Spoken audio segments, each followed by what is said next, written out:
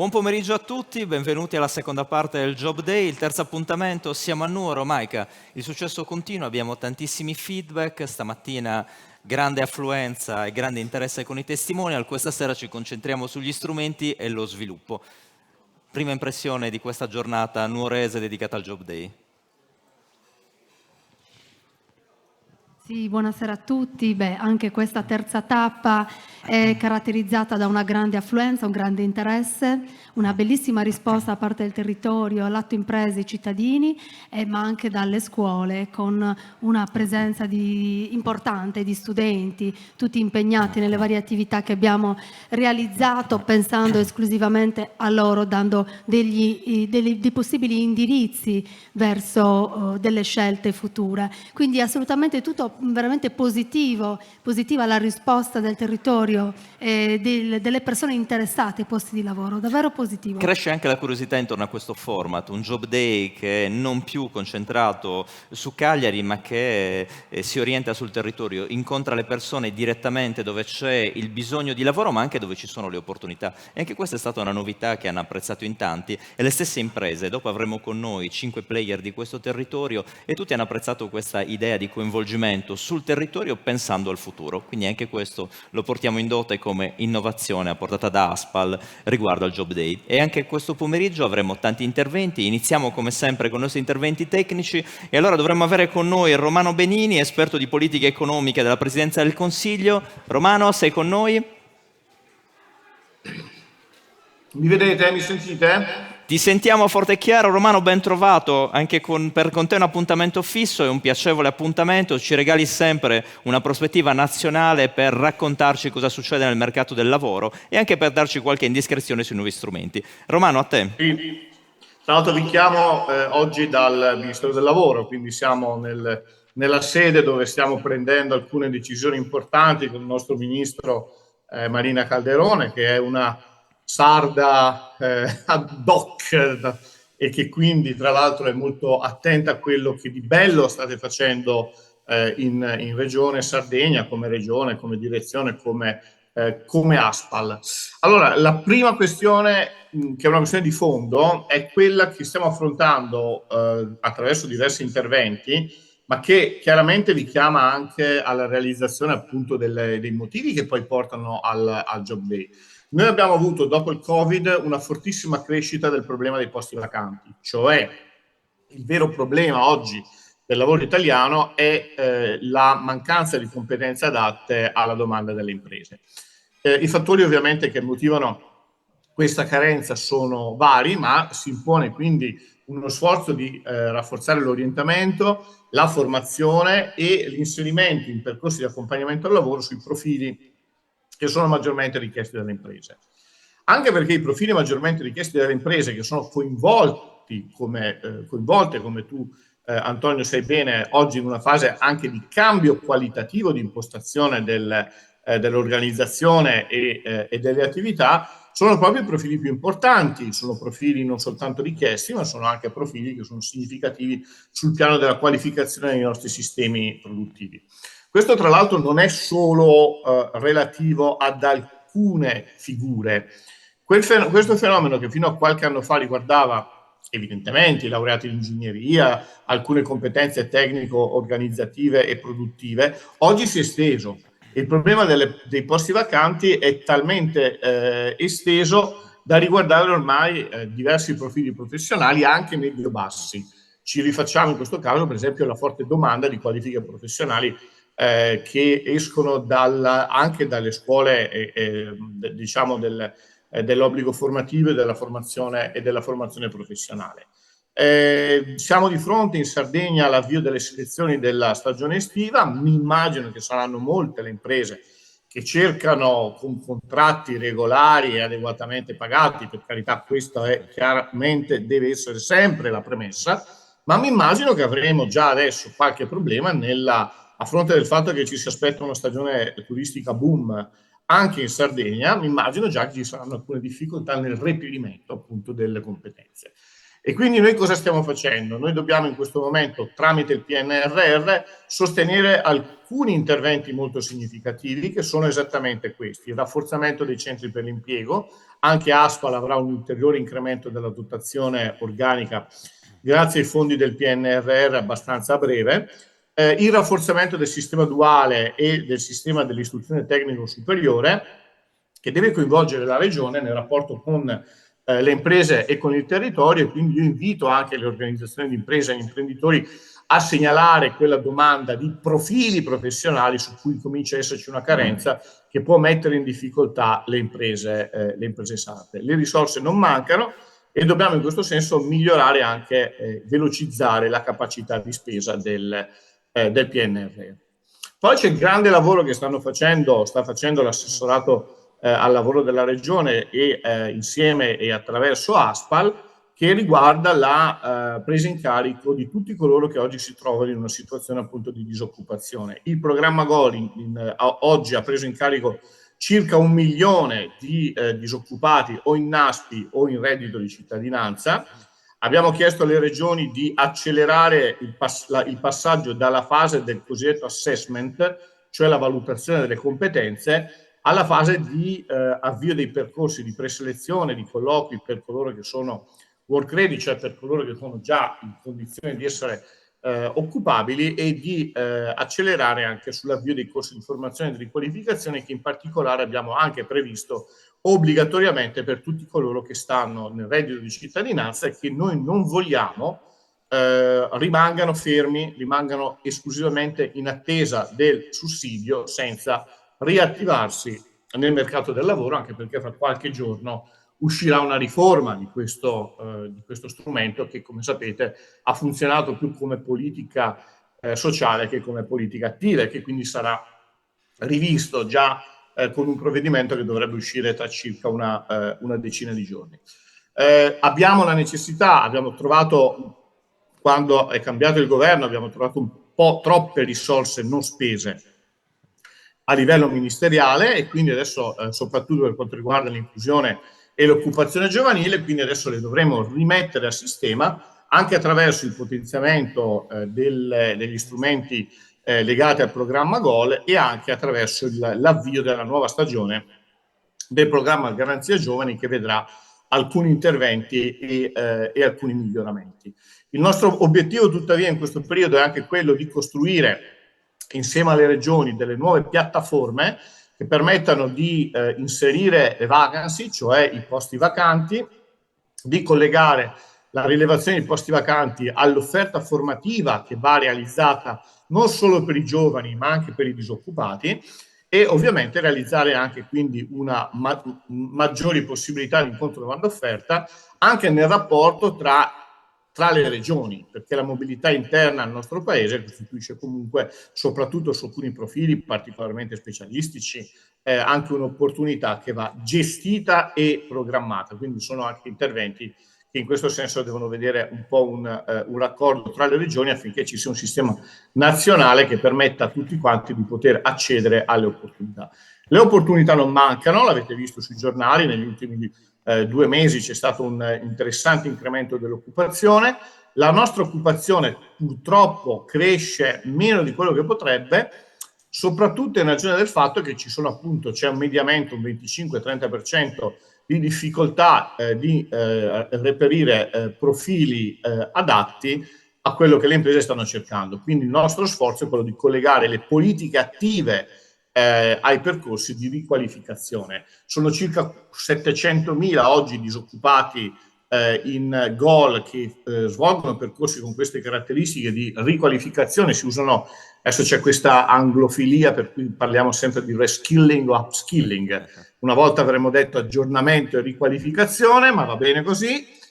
Ovviamente dobbiamo aumentare, perché tutti coloro che oggi hanno un sussidio, tutti quanti, sia che si tratti di NASPI che di reddito di cittadinanza, devono entro luglio essere inseriti in questo percorso. Faccio gli applausi alla Regione Sardegna, all'ASPAL, perché è stata tra le prime a raggiungere il target dei disoccupati che stanno appunto nei percorsi di valutazione e di orientamento, e adesso ovviamente la sfida che impegnerà ASPAL, che tra l'altro è coinvolta in un interessante processo di riorganizzazione, è quello di passare dall'assessment, passare dalla valutazione delle competenze ai percorsi di accompagnamento al lavoro. Sapendo che tra l'altro fra 2 o 3 mesi si apre un'interessante lunga stagione estiva che dovrebbe portare anche a delle opportunità in più e significative per il mercato del lavoro.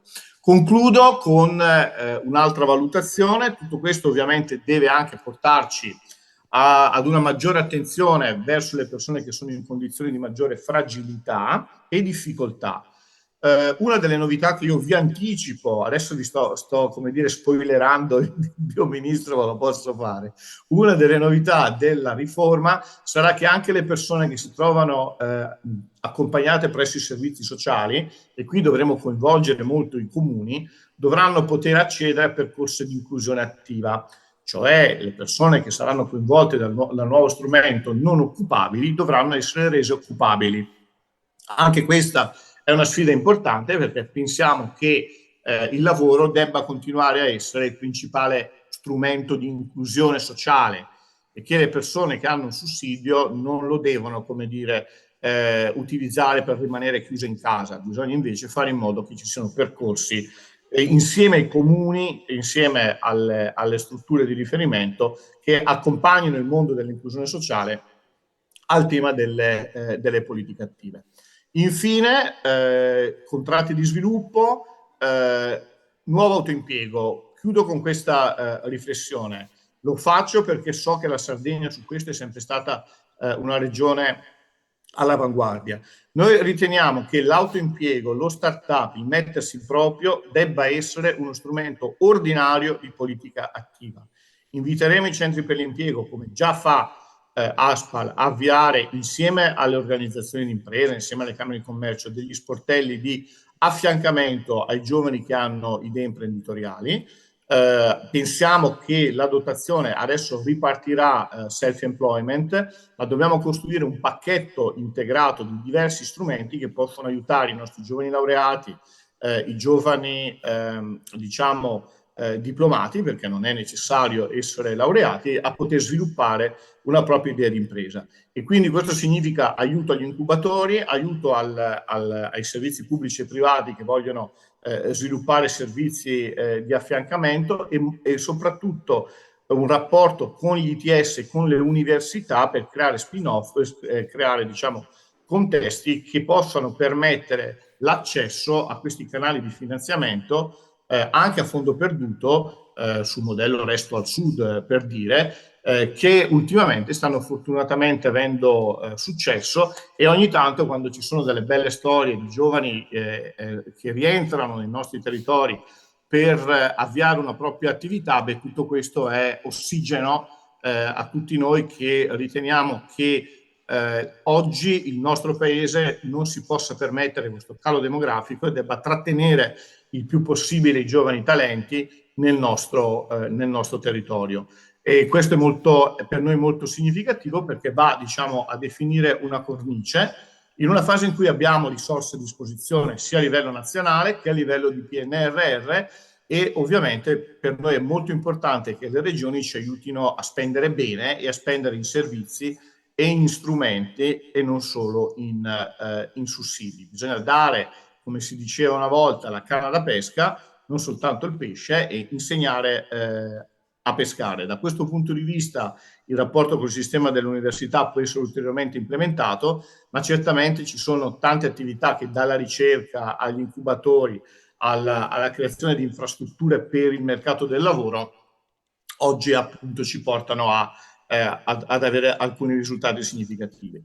Il Job Day, tra l'altro, è anche la testimonianza di una fiducia che il sistema privato ha nei confronti del sistema pubblico. Non è un qualcosa di scontato, è il risultato, credo, di anni di lavoro e di sforzi, e la Regione Sardegna ha in questo senso dimostrato di essere tra quelle che possono essere più attrezzate per fare quel salto di qualità che stiamo cercando di imporre, nonostante la crisi, nonostante l'aumento dei prezzi e dei costi delle materie prime, stiamo cercando di imporre all'economia italiana, perché se l'avete notato, da qualche settimana, da qualche mese c'è un buon recupero anche dei mercati finanziari. Siamo in un contesto tutto sommato, nonostante la guerra e nonostante il costo dell'energia, che resta un contesto potenzialmente interessante. E quindi le iniziative come la vostra sono senz'altro iniziative che ci fanno ben sperare in una primavera che possa essere fruttuosa e positiva per tutti.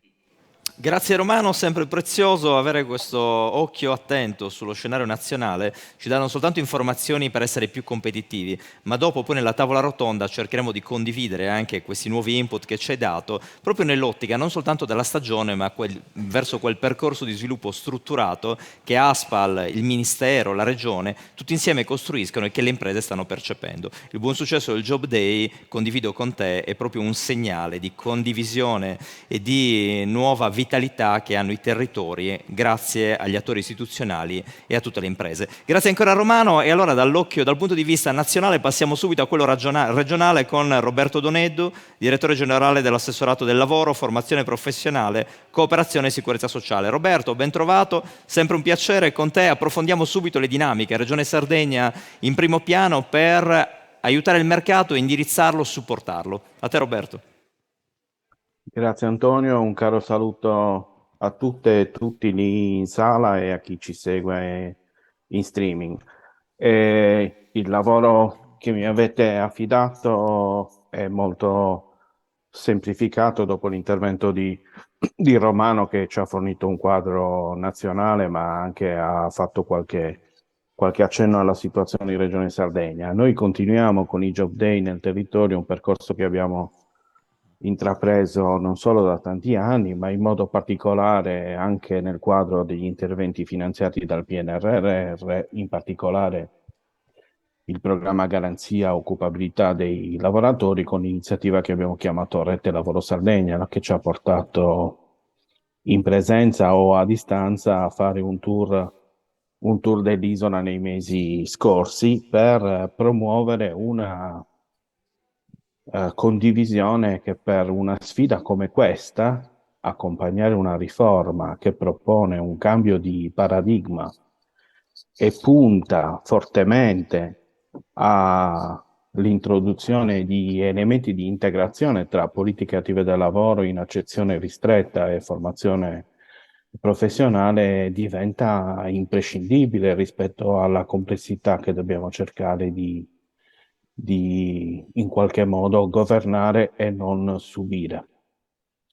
Una pubblica amministrazione, per quanto articolata, attrezzata, con l'impegno di fare sempre meglio, alla ricerca anche del supporto delle migliori intelligenze per capire cosa fare e come fare, da sola non può fare nulla se un sistema regionale di altri attori pubblici e privati non condivide la responsabilità di dare risposte così complesse, risposte che hanno a che fare con i diritti delle persone, il diritto non soltanto a delle opportunità di apprendimento permanente, ma anche il diritto a vedere concretamente fiorire la propria persona, si potrebbe dire così oggi, no? E quindi a vedere un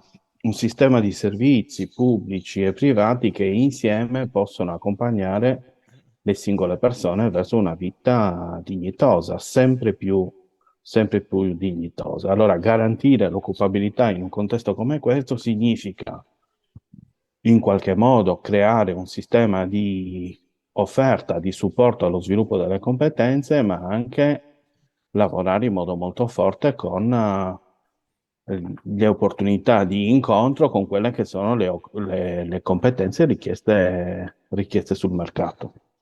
E, come diceva Romano prima, conciliare queste due istanze non è così semplice, anche perché i tempi di reazione di sistemi complessi come questi scontano una certa latenza, e allora ridurre al massimo l'estensione, o ridurre al minimo, dovrei dire, questa latenza è una delle sfide che noi stiamo cercando di affrontare. In un momento in cui, a fronte di questo cambio di paradigma, è evidente che dobbiamo aggiornare le nostre procedure, i sistemi informativi, la tempestività con la quale riusciamo a dare risposte, la distribuzione nel territorio in termini di prossimità dei nostri servizi e così via. In un momento nel quale adesso a inizio 2023 entrano in piena operatività anche i programmi che sono cofinanziati dai fondi strutturali e di investimento europei, nel nostro caso in modo particolare il Fondo Sociale Europeo, che per il 21-27 ha aggiunto questo plus al proprio nome, che significa in buona sostanza che forse dobbiamo e possiamo o in qualche modo osare di più. E portiamo a chiusura alcuni interventi che invece sono stati definiti, programmati e sono in corso di attuazione sulla cosiddetta programmazione europea del settennio 2014-2020, che si chiude tecnicamente al 31 dicembre 2023 in termini di attività e di spese che possono essere poi certificate e sostenute dai 3 bilanci che cofinanziano questi interventi, che sono il bilancio dell'Unione Europea, il bilancio dell'amministrazione centrale e in quota parte, seppur residuale, il bilancio regionale. Potete immaginare quindi quale sfida organizzativa abbiamo dovuto affrontare finora e che cosa ci aspetta. Oggi dalle 10:30 alle 14 eravamo riuniti in comitato direttivo di GOL con ANPAL, l'unità di missione, tutti i referenti regionali responsabili di questo programma, e facevamo il punto della situazione, che tra l'altro si può vedere anche nell'ultimo report pubblicato dall'Agenzia Nazionale, ma iniziavamo anche a proiettarci sui 3 anni residui, perché 23, 24 e 25 sono i 3 anni residui di attuazione di questo programma, che ha degli obiettivi qualitativi e quantitativi molto sfidanti, che combinati con gli obiettivi che ci siamo dati nei programmi regionali e nei programmi nazionali cofinanziati dai fondi strutturali, non ci possono lasciare in pace un minuto, nel senso che se mettiamo insieme tutte queste opportunità è chiaro che abbiamo tante risorse, che è un aspetto importante, ma a questo punto dobbiamo avere una capacità di coordinare gli interventi non comune. Forse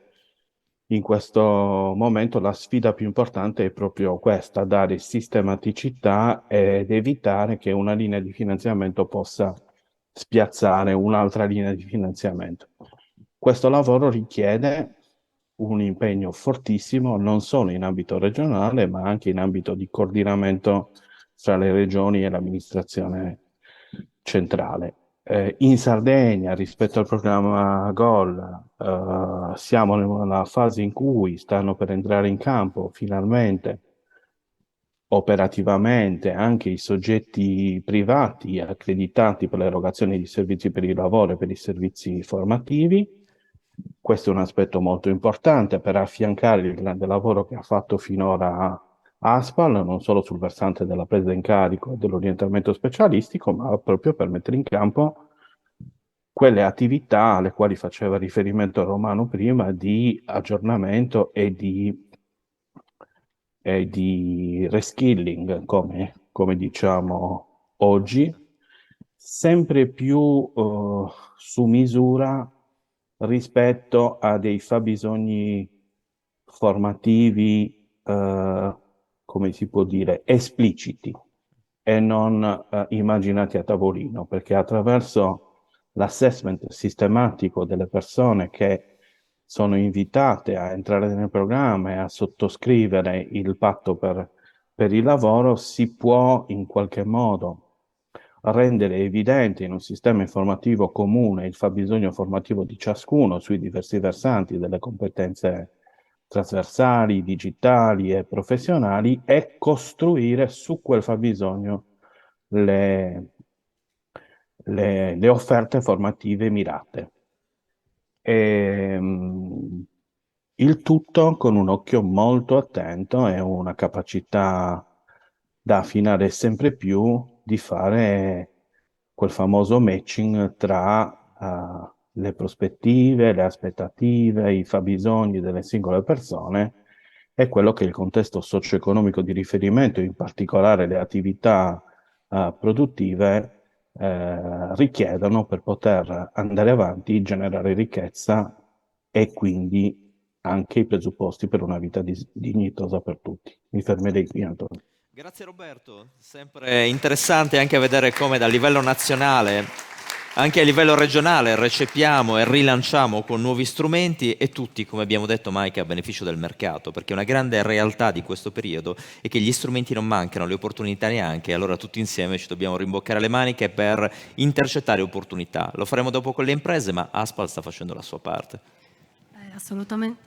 Assolutamente sì, i Job Day che abbiamo organizzato nel territorio sono l'espressione di uno strumento che si realizza a favore dell'incontro domanda-offerta, non senza difficoltà, non senza criticità, perché è vero che c'è un grande entusiasmo da parte delle imprese che sono state intercettate attraverso i nostri centri per l'impiego. Vorrei ribadire, i centri per l'impiego non sono altro che le nostre mani nel territorio, sono la nostra voce nel territorio, la voce delle politiche regionali che si traduce in degli uffici che hanno come utenti privilegiati i cittadini che cercano lavoro e le imprese che cercano forza lavoro.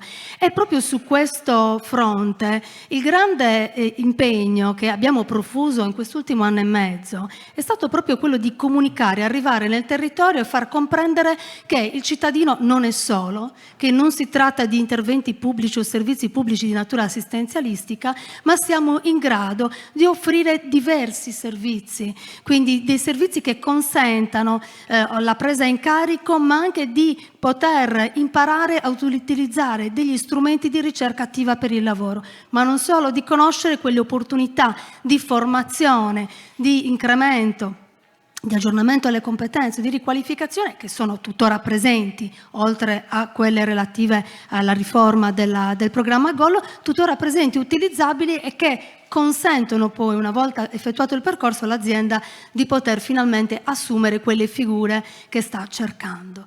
Un elemento fondamentale è quello che qui faceva accenno il direttore generale Roberto Doneddu, è proprio quello di riuscire a individuare l'attuale fabbisogno di competenze, ma riuscire anche a predire quello futuro per poter stare dietro ai cambiamenti del mercato del lavoro e le esigenze produttive e di sviluppo del nostro territorio. E su questo Aspal, attraverso un progetto di riorganizzazione, si avvicina agli stakeholder, si avvicina alle imprese, al tessuto economico, pensando all'istituzione di osservatori territoriali del mercato del lavoro, che in sostanza non sono altro che persone che contattano le organizzazioni imprenditoriali per conoscere anche in maniera molto pratica, quindi a prescindere da grandi banche dati, quelle che sono le esigenze emergenti, affinché appunto si possa prendere nota e nel momento in cui andiamo ad orientare i nostri utenti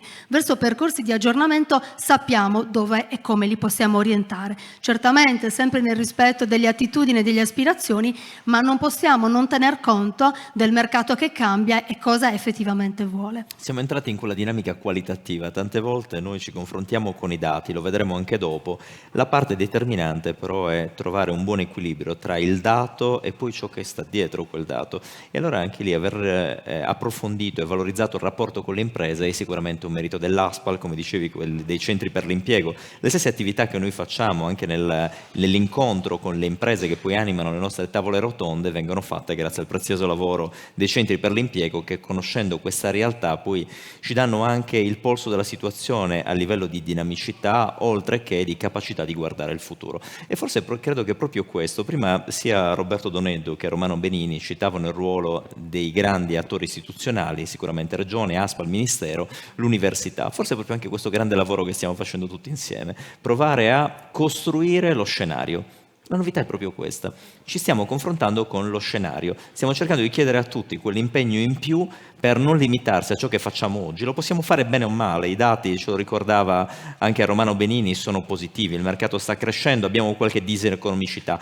però è evidente che tutti i segnali ci stanno preannunciando un anno tutto sommato equilibrato, non in crisi come qualcuno ci aveva lasciato intendere, e poi sul turismo abbiamo grandi aspettative, lo vedremo dopo anche con le tavole rotonde. Bene, è proprio in questa fase che guardare non più soltanto all'anno che sta arrivando, ma ai prossimi 3 anni, 5 anni, e questo è lo sforzo che stiamo facendo. Chiedere alle imprese e poi lavorare sui centri per l'impiego, per le professioni del futuro, significa alimentare costantemente i processi di crescita. E anche questa è una novità, perché se guardiamo il panorama nazionale non sono tanti gli enti e le istituzioni impegnate nel alimentare i processi di crescita. E anche in questo ci siamo trovati, forse anche nel solco delle opportunità del PNRR, ma non solo, nella vera essenza dei territori. Oggi siamo a Nuoro, Nuoro esprime una economia diversa rispetto a quella che abbiamo conosciuto a Sassari e Olbia, alle prime 2 precedenti tappe del Job Day, ma in questa economia ci sono sia settori maturi che emergenti. E dopo la tavola rotonda ci darà proprio questo spaccato. Settori maturi e emergenti che hanno insieme una grande capacità di innovare,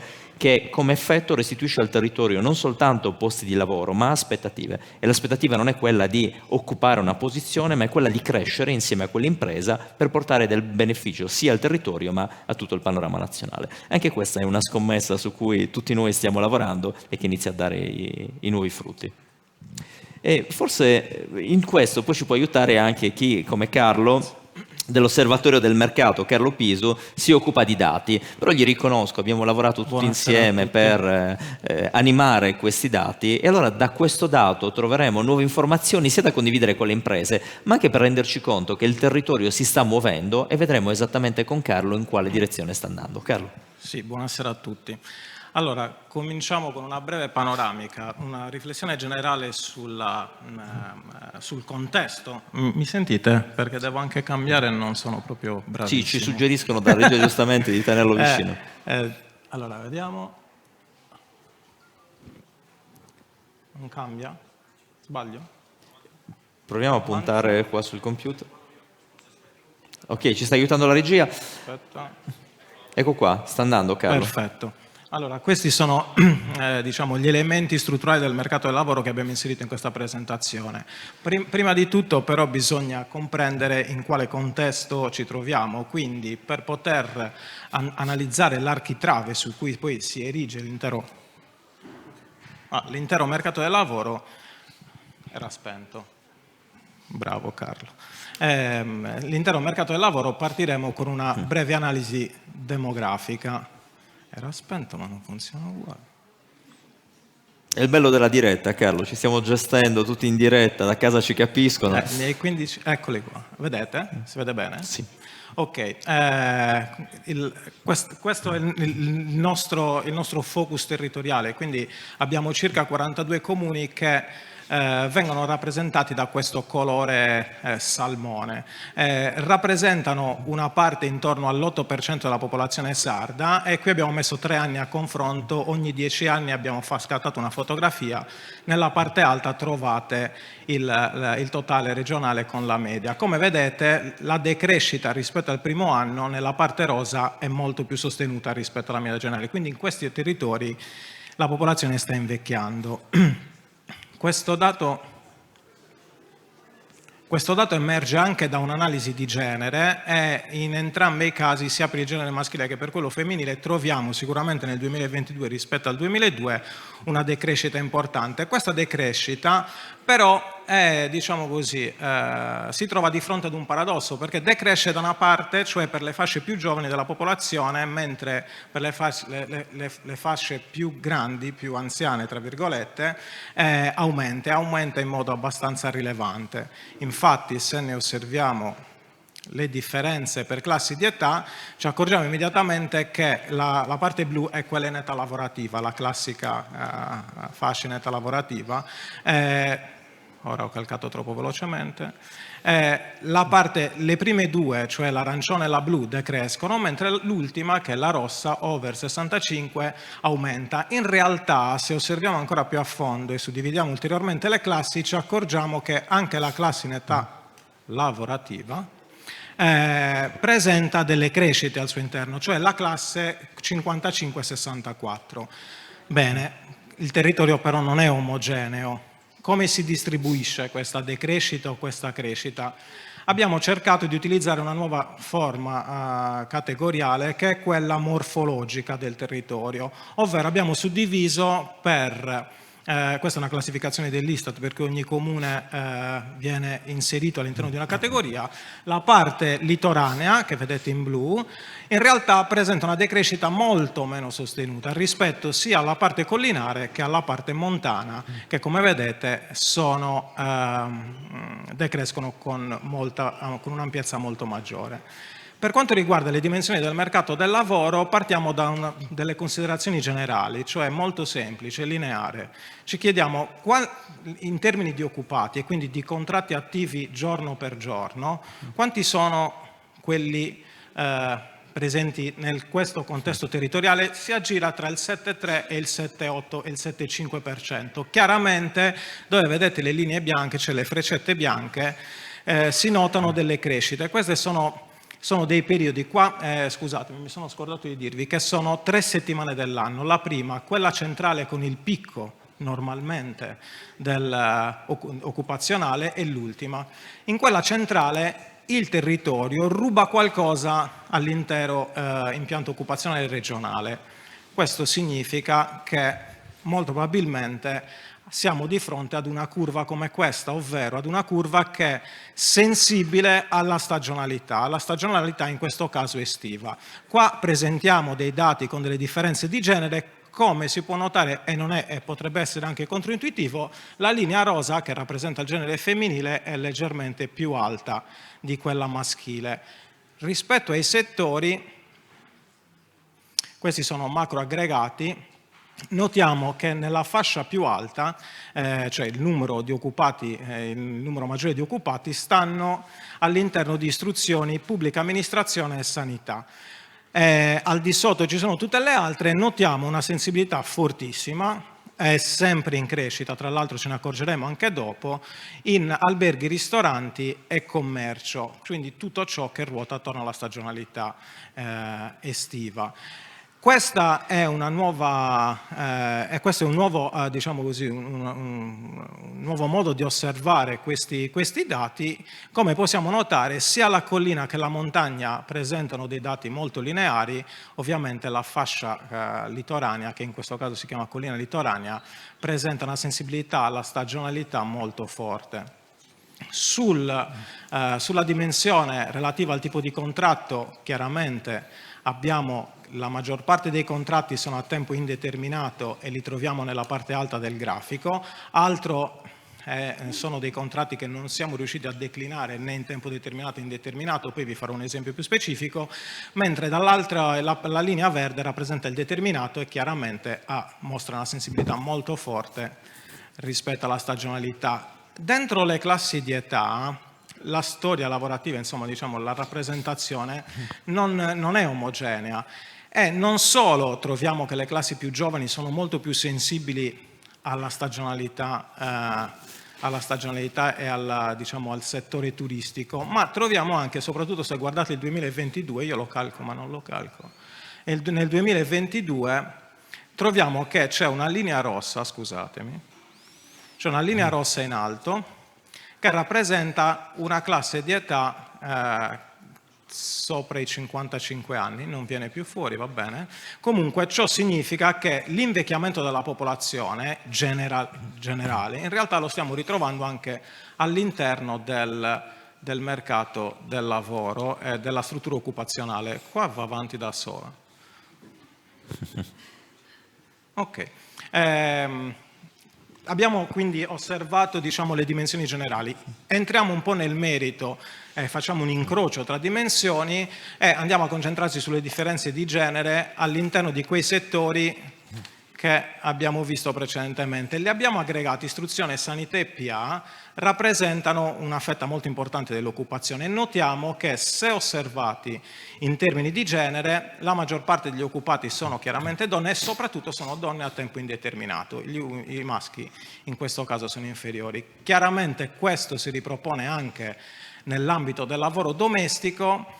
E qua vi spiego l'altro, perché è cambiata la normativa e quindi normalmente nelle comunicazioni obbligatorie attualmente non è necessario inserire la demarcazione tra determinato e indeterminato, per cui si inserisce in quest'altra forma contrattuale.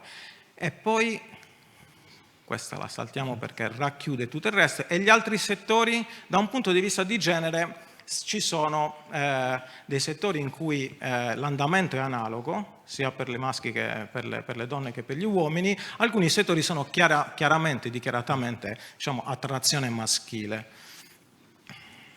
Per il tipo di contratto su tutti gli altri settori, che quindi escludono pubblica amministrazione e quelli detti precedentemente, notiamo una sensibilità maggiore per alberghi, ristoranti, per commercio e altre sottocategorie rispetto alla stagionalità estiva, che ci potrebbe già far pensare ad una sorta di filiera, anche se in queste slide ovviamente non riusciamo a farle emergere. Chiaramente di fronte ad un'analisi territoriale notiamo che questi picchi sono concentrati esclusivamente sulla costa.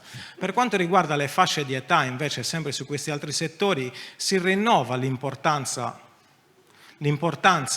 dei giovani, dei più giovani, in termini di, diciamo, sostentamento, supporto alla stagionalità. Questa la vedete perché è la linea celeste.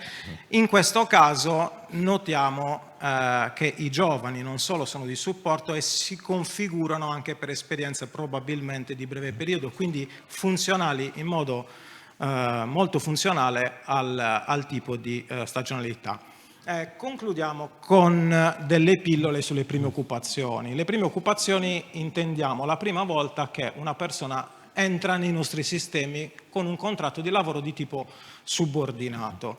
Questo perché non solo abbiamo necessità di comprendere la struttura, ma anche come evolve la struttura. Quindi forse un'analisi ancora più puntuale delle prime occupazioni ci potrebbe far comprendere qualcosa dell'intero sistema e dell'intero impianto. Che cosa sta accadendo? Intanto sono aumentate. Qua c'è uno sguardo di 10 anni. Notiamo che aumentano in modo estremamente forte, sensibile. Sono più maschi, sono più i maschi rispetto alle donne. Inizialmente non era così, in realtà, come vediamo, la curva si è modificata nel tempo. In quali settori? Stanno diventando settori trainanti alberghi e ristoranti e il commercio, cioè quasi tutte le prime esperienze oggi si catalizzano su questi due settori.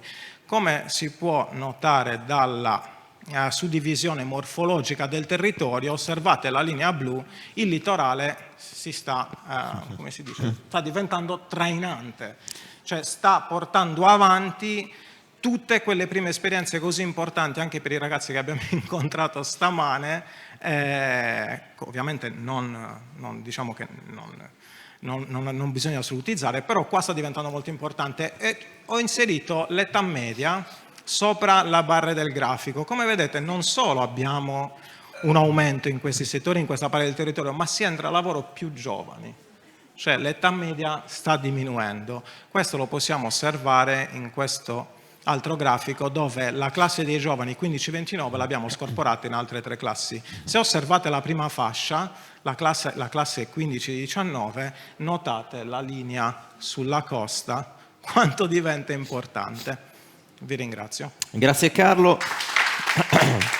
Ci ha restituito la fotografia di un territorio evidentemente in movimento, che ha questa tendenza ad andare sulle coste, ed è un po' la tendenza generale della regione Sardegna, che trova sulle coste uno stimolo continuo che coincide poi con lo sviluppo economico. Però non soltanto questo, e anzi forse oggi nel panel che abbiamo organizzato con Aspal riusciremo a vedere questo coste interno che continua a lavorare un'alternanza sinergica e positiva, e che incrocia in questa alternanza anche quei settori maturi. E allora, ringraziando Carlo, chiedendo a Maika di rimanere qua con noi, invitiamo gli imprenditori che animeranno il nostro panel, e in particolare per il cluster Innovazione, Turismo e Qualità della Vita abbiamo il CEO e il founder di Portale Sardegna SPA, Massimiliano Cossu. Abbiamo per Bento Experience il CEO and founder Lorenzo Murru. Abbiamo poi per il cluster industria, i settori maturi, il Lapideo, che in quest'area tanto importante, API Italy con il suo CEO Massimo Gallus. Poi per il cluster ICT, questa innovazione costante che si declina nella digitalizzazione, il CEO e il founder di eDisplay Raffaele Serusi. E per finire il commercio, che accompagna sempre tutti i territori nel loro sviluppo, e che qua è rappresentato da un imprenditore storico di quest'area, che poi ha diversificato, ci racconterà come si avvicina anche lui alle coste. Per i grandi magazzini Cicalò abbiamo il suo amministratore Agostino Cicalò. Chiedo a tutti di prendere posto qua intorno a noi. Tanto grazie per questa disponibilità, per noi è evidentemente prezioso. Questo modello che abbiamo costruito ad hoc proprio per questi Job Day prevede che, insieme ad un'attenta analisi che i CP dell'Aspal, insieme a noi come università, insieme a tutte le istituzioni, portiamo avanti nel corso delle settimane, ci consente di individuare le economie trainanti. E non è sempre facile, lo abbiamo visto anche dai dati, e rischiamo di appiattirci su un settore piuttosto che un altro, perché se dovessimo seguire i dati che ci ha presentato poc'anzi Carlo, noi rischieremmo di intercettare prevalentemente il turismo, Maika, e poi sul turismo costruire una tendenza economica che però non restituisce la giusta importanza a questo territorio. E allora, proprio per questo motivo, in questo format scientifico, noi abbiamo cercato di dare grande rilevanza agli studi che abbiamo condotto negli ultimi 5 anni. Questi studi, che conduce la nostra università all'interno di una spin-off universitaria che si chiama Tourism Plus, servono per definire gli scenari. E allora la domanda da cui siamo partiti è stata: l'area del Nuorese, nella sua vocazione più ampia, quindi dall'interno verso la costa e viceversa, quale vocazione avrà a livello economico, di sviluppo, da qui ai prossimi 5-10 anni? Ed è una grande fortuna avere questi imprenditori con noi, perché tutti loro, molti li conosco personalmente e con altri ci siamo conosciuti in questo periodo, però tutti loro hanno guardato, e gliene do atto, da quando li conosco, ormai sono tanti anni, hanno sempre guardato al futuro. E allora inizierei questo primo giro di tavolo chiedendo ad ognuno di loro in 2 minuti di presentare la loro azienda. Perché è importante questo? Perché ognuno di noi ha la sua percezione, e vorremmo restituire al territorio la visione più bella della vostra azienda, che è la capacità di trasmettere il valore che ha animato la vostra sfida imprenditoriale. Iniziamo da Massimiliano Cossu, Nuorese Doc, dall'Italia al mondo, per poi ritornare indietro e ripartire. Massimiliano. Sì. Allora, grazie Antonio. Presento velocemente l'azienda che ho l'onore appunto di rappresentare. Sono il fondatore e amministratore delegato di Portale Sardegna, una società che ormai ha 23 anni di vita, 23 anni dove abbiamo cercato di portare la Sardegna nel mondo, digitalizzando un po' il territorio e valorizzando quelli che sono i contenuti più unici e peculiari. Oggi il modello di Portale Sardegna è stato replicato a livello nazionale attraverso un partner importante, e la società, diciamo, che è uscita un po' dal bacino regionale per cercare di creare, questa è una parola chiave per chi fa impresa, quelle economie di scala in grado di generare sufficienti profitti per continuare a investire e crescere in maniera importante. La cosa più particolare che abbiamo fatto negli ultimi anni è la rete dei portali Sardegna Point, ossia dei Sardinia Local Expert, e questo un po' ci contraddistingue perché abbiamo cercato di espanderci nel territorio con un modello innovativo e oggi questa è sicuramente una delle cose più interessanti che ci caratterizzano, con 18 portali Sardegna Point in tutta l'isola, con dei professionisti che partendo dalla valorizzazione del territorio sono riusciti a creare valore e occupazione. Abbiamo diversi esempi in tutta la Sardegna. Non prendo altro tempo perché non voglio abusare. Massimiliano, una cosa che mi ha sempre colpito dalla prima volta che ci siamo conosciuti è il tuo rivendicare con grande fierezza e in modo determinato: ho iniziato la mia attività a Nuoro, credo in Nuoro, sono convinto che ci sia una traiettoria di sviluppo. E nonostante le evoluzioni internazionali della società, Nuoro rimane sempre nel tuo cuore, ma anche nella mente della società. Sì, io sono laureato in finanza, lavoravo nei mercati finanziari, ho deciso da un giorno all'altro di dimettermi come una follia, cioè niente di razionale, e di aprire appunto un'azienda a Nuoro. Perché Nuoro? Perché secondo me ci sono delle condizioni. Uno, perché ci sono nato e perché ovviamente l'adoro, e perché il mio obiettivo principale era quello comunque di dimostrare che si poteva fare qualcosa, e due, perché secondo me ci sono delle condizioni ambientali particolari. Qualcuno dice è un posto business unfriendly, cioè è difficile fare business. In un certo senso è vero, però ci sono ancora dei valori dove secondo me si può agevolare addirittura l'impresa. Noi in qualche modo ci siamo riusciti, anche se per noi quello che abbiamo fatto non conta niente, conta sempre quello che dobbiamo fare, però penso che se c'è buona volontà, amore del territorio, si può fare, le opportunità ci sono. Grazie Massimiliano. Agostino, di valore territoriale, di valore di impresa ha parlato Massimiliano, ed è lo stesso valore che contraddistingue negli anni la tua attività, sia come uomo pubblico, istituzione, impresa, ma oggi sei qua con noi come imprenditore. Grandi Magazzini Cicalò ha fatto la storia del commercio a Nuoro, ma in realtà guarda avanti. Che cos'è Grandi Magazzini Cicalò oggi? Beh, buonasera a tutti. È una realtà aziendale che nasce nel 23, quindi compiamo quest'anno 100 anni. Facciamo gli scongiuri di rito, perché è sempre bene. In questi anni cosa è successo? Sicuramente lo sviluppo più importante è stato nel settore del commercio, fino a quando mio padre ha passato, diciamo, di mano la gestione dell'azienda, e da quella fase in poi diciamo che la regola fondamentale che ho seguito nello svolgere l'attività di impresa è stata quella dell'essere pronti e capaci a cambiare in qualunque momento, a cambiare in relazione alle novità che arrivano, e anche quando non arrivano è bene cambiare. E da lì cosa è successo? Che quella struttura, che era un grande magazzino, che ai tempi aveva un grande successo, chi è della mia età mi ricorda sempre il terzo piano dei grandi magazzini dove stavano i giocattoli, che era il posto più ambito ai tempi per i ragazzi e i bambini. Lo sviluppo è stato attraverso l'abbinamento di una società che faceva supermercati nel centro commerciale qui a Nuoro, da lì la crescita dell'azienda, che è diventata grande fino a raggiungere la dimensione, in partnership con un socio bergamasco, di 800 dipendenti e 200 milioni di fatturato ai tempi. Nel 2010 esco dal settore della vendita delle scatolette e mi diletto agli investimenti immobiliari, alle rinnovabili, che allora ancora erano in inizio, in fermento. Oggi sono diventati, diciamo, un passaggio essenziale e peraltro anche con buoni rendimenti. Da lì, siccome la struttura immobiliare che accoglieva a suo tempo i grandi magazzini iniziava a non essere più fruibile, perché il commercio non si faceva più in senso verticale ma si stendeva in senso orizzontale, quindi i piani superiori sono stati trasformati in una struttura ricettiva. Da lì ne abbiamo aperto un'altra, poi abbiamo fatto una partnership con un socio, di recente abbiamo costituito una nuova società che si chiama Felis, che allo scorso anno ha raggiunto 7 alberghi messi insieme, quindi un'attività coordinata.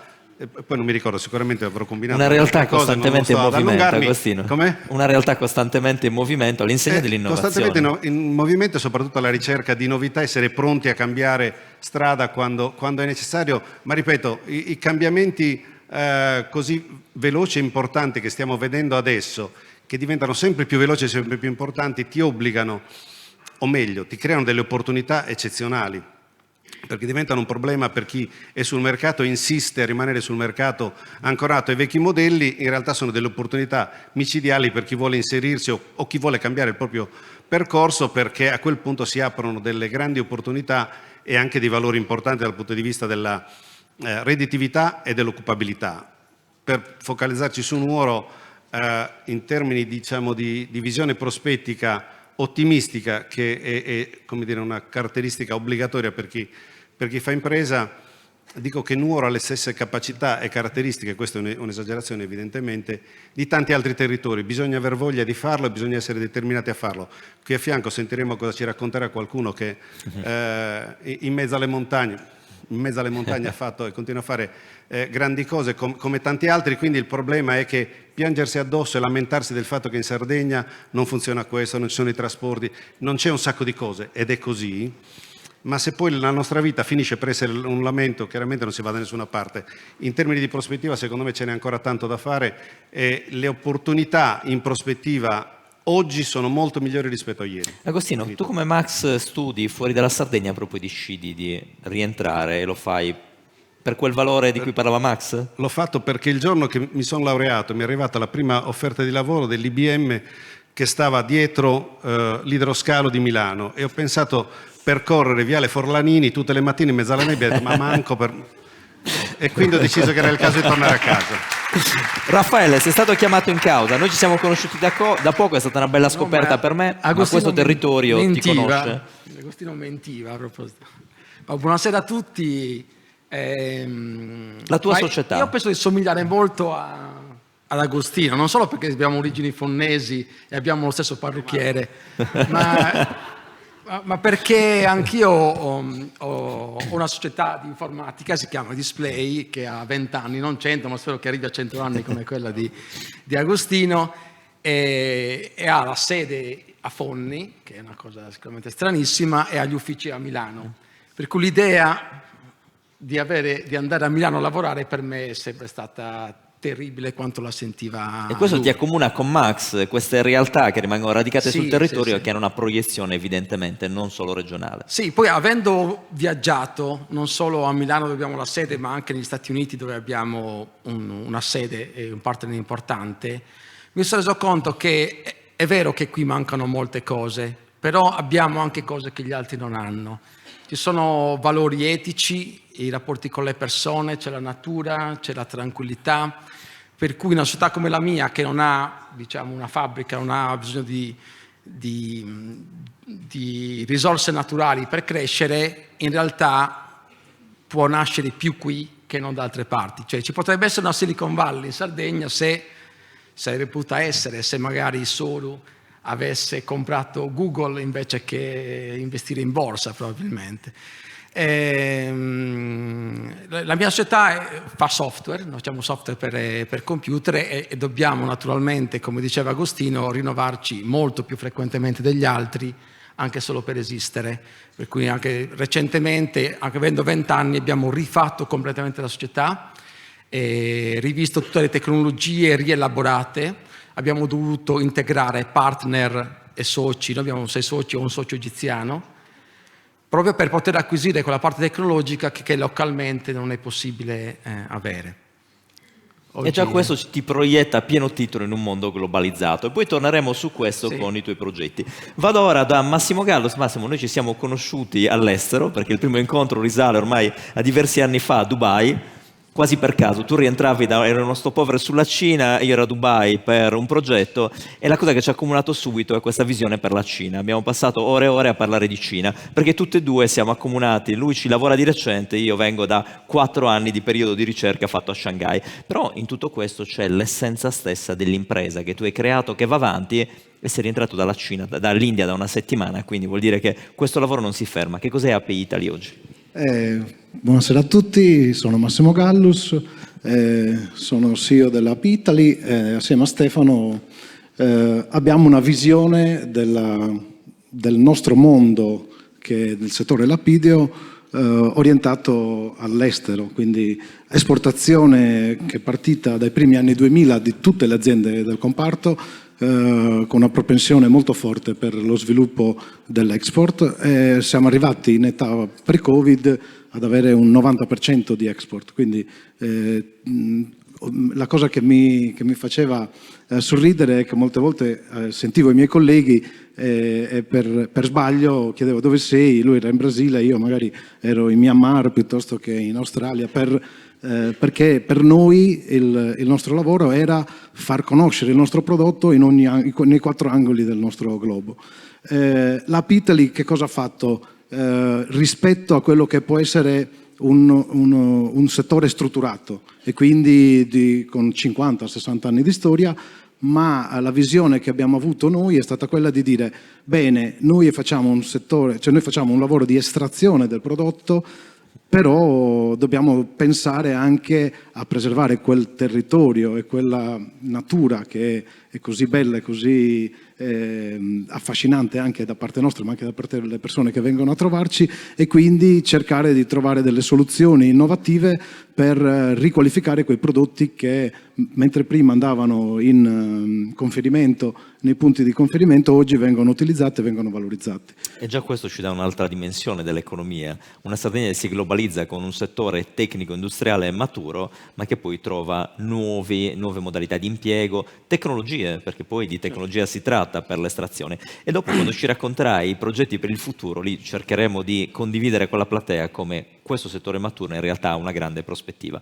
Lorenzo, evidentemente noi abbiamo vissuto insieme tutte le evoluzioni da Lorenzo neolaureato a Lorenzo che intraprende il Talent Up e l'Aspal qua ha dato una spinta importante, a Lorenzo che rientra da quel momento non ti sei più fermato. Credo che negli ultimi 4 anni, dal pre-pandemia all'intra-pandemia, abbiamo condiviso più progetti, più idee e devo dire la verità, grazie, perché 5-6 miei bravi laureati sono attualmente impiegati con successo e con grande entusiasmo nelle diverse società che ha creato Lorenzo. Cos'è Bento Experience oggi?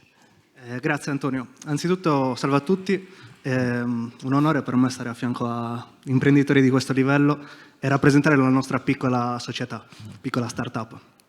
È un onore anche perché comunque parliamo di imprenditori sardi, comunque il senso identitario che hanno tutti i sardi così come noi è sempre un piacere.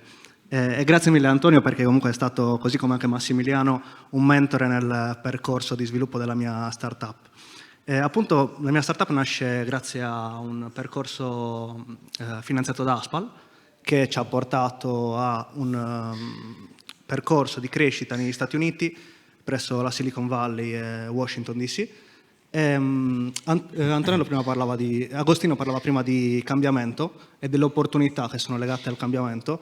Ecco, noi cerchiamo di creare quella contaminazione nelle imprese che possa portare a intercettare queste opportunità e lo facciamo attraverso la comunicazione, quindi il poter strutturare un'impresa affinché possa comunicare in linea con quelle che sono le esigenze del mercato moderno, ma anche sistemi organizzativi e manageriali. Con Massimiliano condividiamo quel progetto dei Portale Sardegna Point che è un onore con il quale è un onore poter lavorare ogni giorno perché è un progetto bellissimo di coordinamento di una rete in Sardegna ed è quello che vorrei fare con la mia startup, quindi poter creare reti in Sardegna e modernizzare anche quello che è la nostra attitudine al mercato turistico. E anche adesso possiamo già svelarlo in anticipazione rispetto poi alla seconda domanda. L'ultima startup di cui abbiamo parlato, l'elettrico che diventa mobility e che poi consente al turista di vivere la Sardegna in un modo sostenibile. Anche questa è una grande scommessa.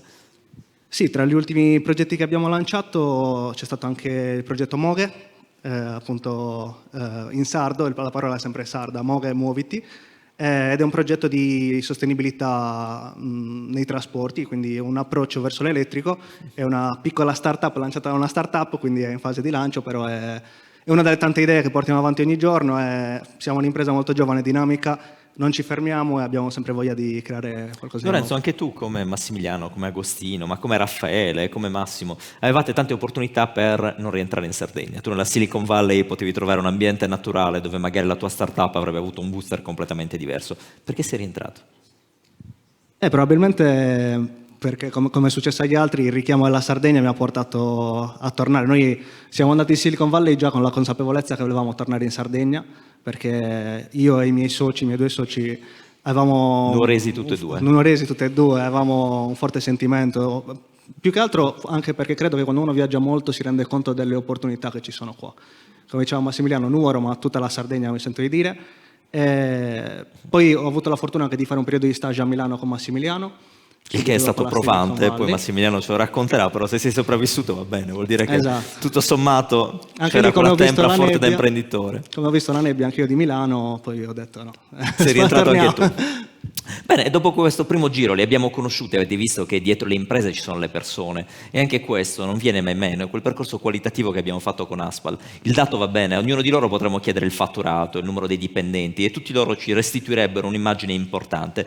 In realtà abbiamo capito tutti, e negli ultimi anni è stato sempre più efficace, che le imprese sono fatte dagli imprenditori e dalle risorse umane perché sono quelle le dimensioni qualificanti. E allora, visto che siamo entrati in confidenza tutti quanti, a questo punto non ci potete negare anche qualche anteprima, e le anteprime sono dei progetti, perché adesso entriamo nel vivo del futuro. Ognuno di voi sarà chiamato a raccontare a questa platea, alle centinaia di persone che ci seguono da casa, che cosa succederà ad ognuna delle vostre società, alle vostre realtà nei prossimi 5-10 anni, perché da quei progetti poi nascerà un'aspettativa nel territorio. Molti dei ragazzi che oggi hanno fatto i colloqui, ma molte delle persone che si stanno riorientando nel mercato del lavoro, vedranno in voi uno stimolo per professionalizzarsi, andare alla ricerca di quegli skills che domani potrebbero essere determinanti per voi. Però prima di parlare degli skills entriamo nel vivo dei progetti che vi caratterizzeranno. Massimiliano, leggo sempre con grande piacere i vostri piani industriali, i progetti futuri. Un tempo li leggevo da insider, oggi mi accontento di quello che mi passa la borsa, ma evidentemente siete in fermento. Dove sarete fra 5 anni e magari anche più in là? E so che non ti puoi sottrarre, Massimiliano.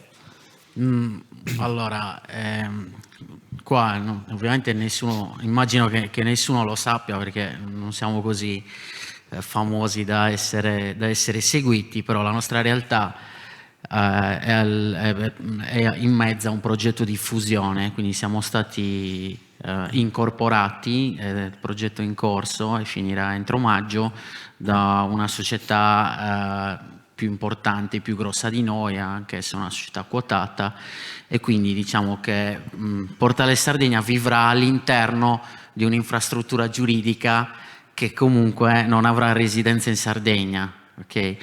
Continueremo a vivere all'interno e svilupperemo dei progetti ancora più importanti, però perderemo dal punto di vista giuridico, dal punto di vista diciamo della residenza legale, la sardità. Però una delle cose che ha appassionato questa società, che si chiama, è una comunicazione pubblica, si chiama Destination Italia, è una delle 2 società quotate in borsa che si occupano di turismo. Una delle cose che ha sicuramente, e lo dicono sempre pubblicamente, interessato un'operazione come questa è stata l'innovazione e la creatività. Noi abbiamo cercato sempre di distinguerci per cambiare un po' il passo, per essere più innovativi. Questo che cosa significa? Vederla sempre giusta? No, 9 su 10 vuol dire prendere schiaffi. Una volta su 10 magari recuperi tutti i 9 schiaffi che hai preso. Però a nostro parere questo approccio pionieristico è quello da una parte che ti fa vivere realmente quello che può essere la mentalità da imprenditore, e dall'altra parte è l'unico approccio che può creare valore nel territorio, perché se tu fai già quello che gli altri fanno non creerai mai nuovo valore, mai nuova occupazione, casomai andrai a sottrarre delle fette di mercato a chi lo fa già e quindi non c'è questa grande creazione di valore. Il nostro approccio appunto è sempre stato quello. Ora chiaramente ci muoviamo all'interno di una società molto, molto importante che ha un approccio internazionale, per cui tutti i nostri progetti sono rivolti all'internazionalizzazione, quindi a diventare, e già insieme lo siamo già, il primo operatore incoming italiano, quindi società che portano, che si occupano appunto di far venire i turisti in Italia. E sotto questo contesto Portale Sardegna è fondamentale perché ha la tecnologia che questa società non aveva, l'innovazione, ma soprattutto una cosa, una cosa molto importante che noi abbiamo fatto negli ultimi anni. Noi abbiamo trovato la modalità attraverso la quale trasformare un attrattore e inserirlo all'interno di un processo di digitalizzazione e di interfaccia con il mercato. Cosa vuol dire tutto questo? Vuol dire che una cosa molto immateriale come poteva essere, vi faccio un esempio, il centenario oppure i nostri antichi saperi, i nostri antichi sapori, noi ci abbiamo investito sopra e abbiamo creato una vera e propria filiera che lo trasforma in motivazione di viaggio e quindi in qualcosa che è capace di creare valore e occupazione. Okay, tutto questo consideratelo su tutta la Sardegna, basandoci appunto sulla figura del local expert e in prospettiva su tutta Italia. Questa è l'innovazione più importante sulla quale abbiamo investito, sulla quale ovviamente continueremo a investire. Max è un gruppo che ambisce ad avere un livello di fatturato importante, primo operatore per incambi in Italia, stiamo parlando di numeri, regalaci un numero in prospettiva, voi potreste sviluppare un giro d'affari per 1 miliardo? Allora, sai benissimo che siamo 2 società quotate in borsa, non possiamo dare i numeri. Infatti l'ho dato io, tu stai dando la prospettiva. Le ambizioni sono importanti, sì, sono importanti. Domani c'è una riunione con gli investitori, infatti parto a Milano. Infatti so che ti abbiamo preso last second prima della partenza. Vogliamo illustrare esatto tutto questo. So che c'è una grande partecipazione, ci sono più di 50 investitori, che per Milano non è poco, fondi. Ecco, una cosa che mi ha sempre colpito, avete digitalizzato il turismo in una fase in cui si pensava più a come allungare di qualche giorno la stagione, per poi invece dimenticare che il driver vero dal 2000 in poi è stata la digitalizzazione, il che vuol dire tante opportunità. E voi vi siete spinti proprio in quella direzione. Un giorno mi ricordo, quando ho partecipato a uno dei panel con gli investitori, la curiosità era: ma Nuoro, voi avete scelto la base Nuoro, sì, lavorate anche a Milano, tu però ti chiedevano torni sempre a casa, ma la digitalizzazione dovrebbe nascere in aree ad alto tasso di sviluppo. E invece sia tu che Raffaele ci state dimostrando esattamente il contrario. Io concordo esattamente con quello che diceva Raffaele, giusto? Sì, Raffaele. Assolutamente, concordo che ci sono le condizioni. La Sardegna poteva puntare su 2, secondo me, settori: il turismo e la tecnologia ad alto valore aggiunto. E Tiscali è stata una apripista.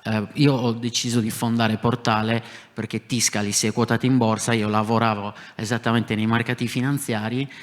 Esce una notizia dall'EMA, dice: dobbiamo creare un Portale Italia. Il mio amico compra portaleitalia.com e mi dice: Max, compra Portale Sardegna.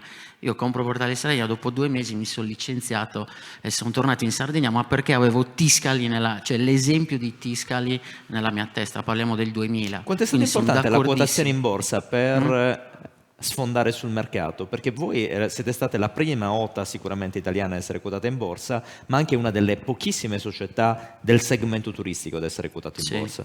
Quanto è stato importante? È stato importantissimo perché ci siamo creati delle opportunità che altrimenti da Nuoro non saremmo riusciti ad avere. Sono opportunità che noi dobbiamo essere in grado di sfruttare, però le opportunità le abbiamo avute e sono state notevoli. Lo diciamo sempre perché chi ci ascolta ha l'idea di imprese tutto sommato statiche, stanno sul mercato, fanno qualcosa. In realtà ci sono le 2 vite, c'è la vita operativa ma anche la vita finanziaria. E di questo ti do atto, sei stato uno dei pochi che in Italia è riuscito a parlare di turismo in modo innovativo, dando la dinamica finanziaria di un settore che di finanziario aveva poco. E questo, per un territorio che sulla carta è marginale perché è distante dai grandi poli per lo sviluppo, è un'ulteriore leva. E forse investire di più in finanza, finance in generale, come supporto alle imprese, anche quelle piccole, e qua ne abbiamo tanti esempi, forse non è sbagliato. Agostino, il vostro progetto nel cassetto, cosa sarà il tuo gruppo? Perché ormai di gruppo si tratta da qua a 5 o 10 anni.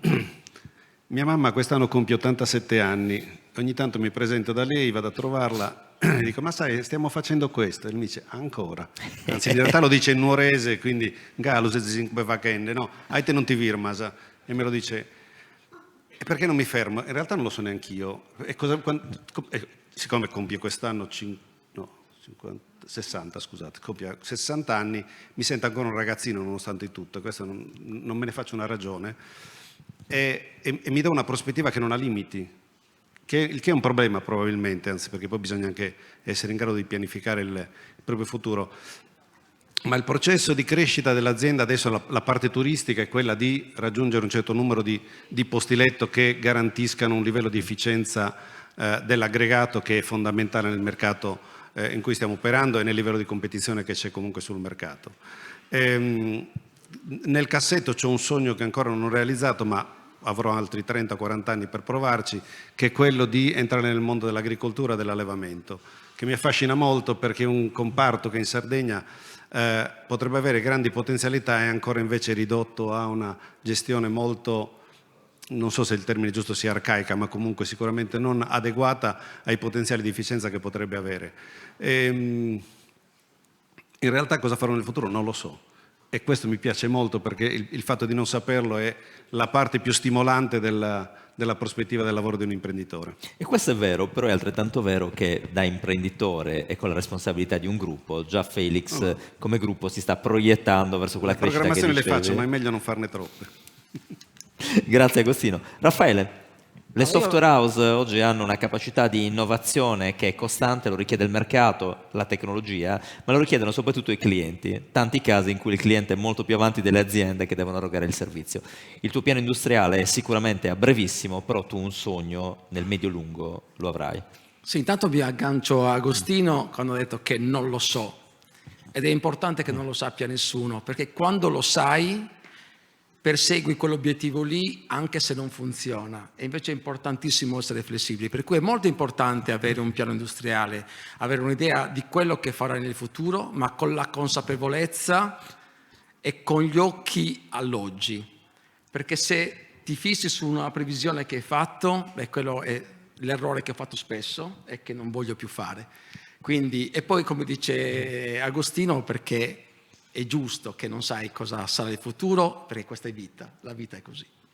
Però quello che penso al mio futuro è che negli ultimi 5 anni abbiamo rivoluzionato l'azienda che aveva già 15 anni, che aveva prodotti consolidati, che aveva un fatturato, perché la tecnologia avanza e quindi abbiamo dovuto rifare tutto da zero. Quindi abbiamo avuto come una start-up all'interno dell'azienda che è diventata azienda e ha fatto morire l'azienda vecchia. Questo è successo in 5 anni.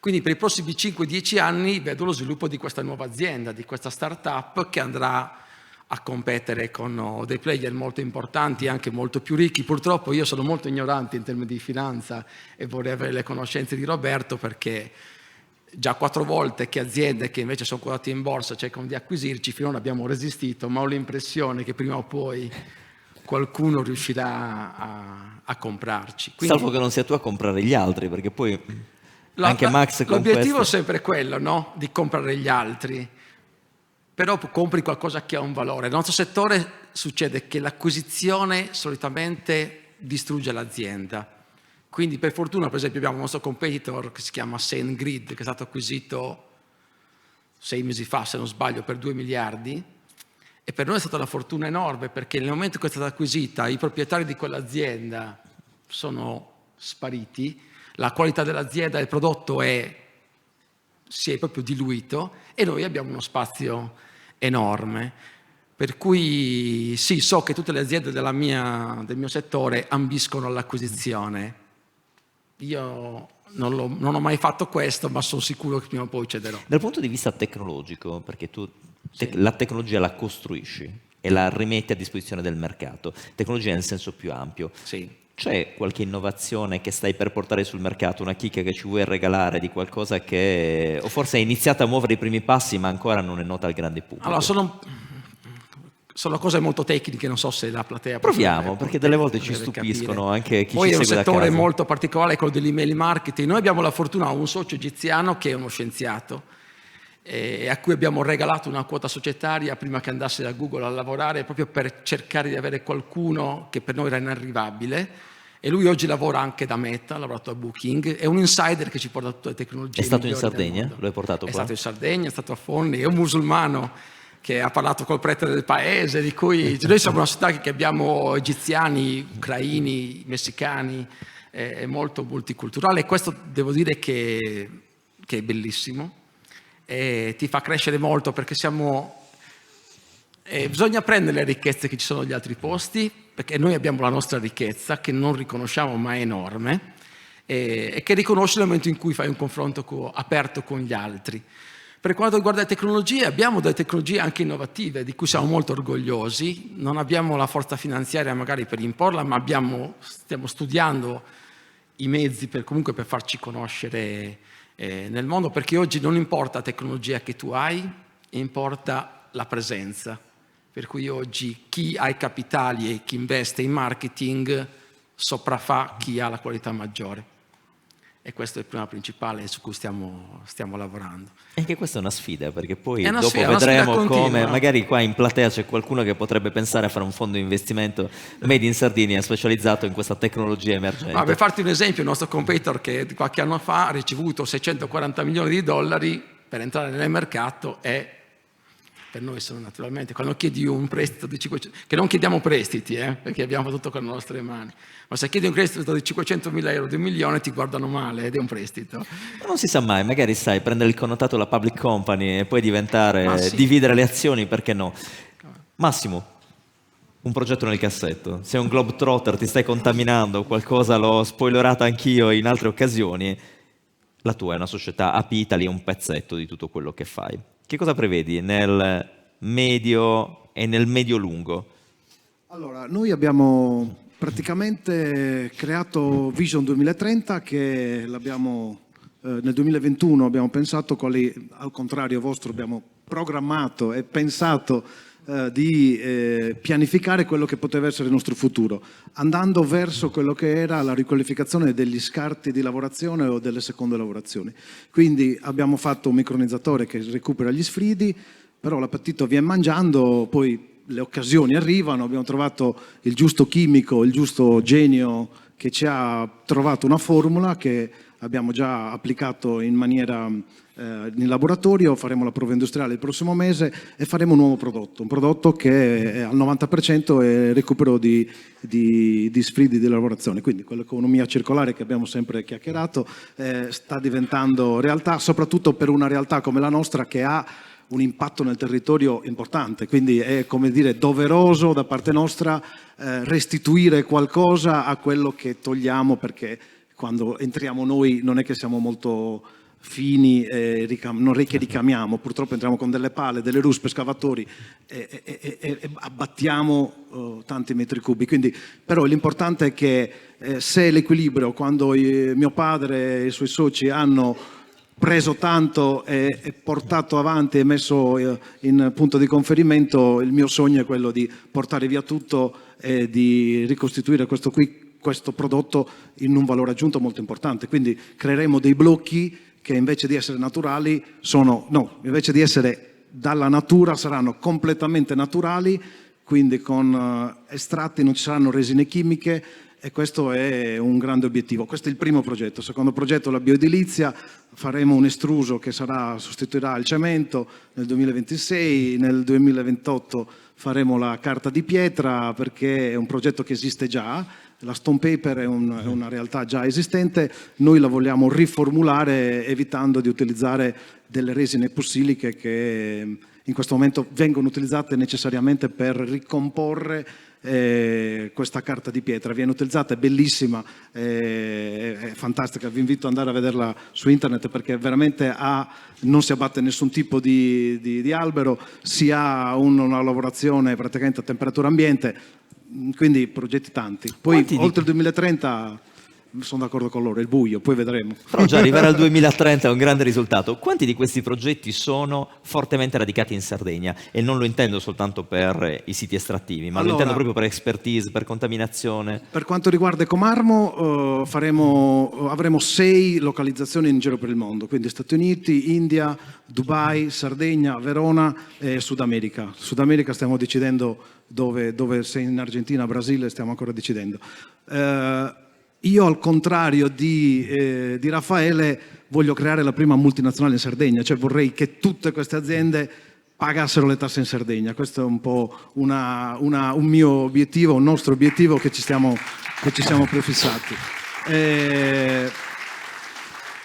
Essere acquisiti da noi è un po' più difficile, perché per acquisire l'indiano deve venire a Rosei a vivere, quindi non è come Raffaele che sposti l'ufficio da qualsiasi altra parte, quindi noi siamo radicati, quindi mi piacerebbe acquisire più che essere acquisito, in questo senso. Ma i soci e i partner in giro per il mondo, ora ricordo la chiacchierata a Dubai e in effetti già lì c'erano dei partner, hanno una percezione della Sardegna?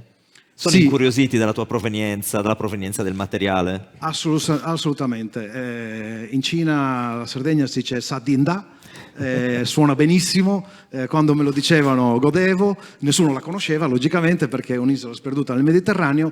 Io nel mio piccolo ho cercato di promuovere questa cosa qua. E questa platea mi fa pensare che probabilmente dobbiamo interagire molto di più tra di noi, perché probabilmente le opportunità che Massimiliano mi può creare sono quelle che io non riesco a trovare, per poi fare in modo che se non trovano lavoro è il lavoro che trova te, ma siamo noi che glielo diamo, cioè siamo noi che diamo il lavoro alle persone. E soprattutto quello che, se c'è un qualcosa che vorrei dire ai giovani è fate quello che vi appassiona fare.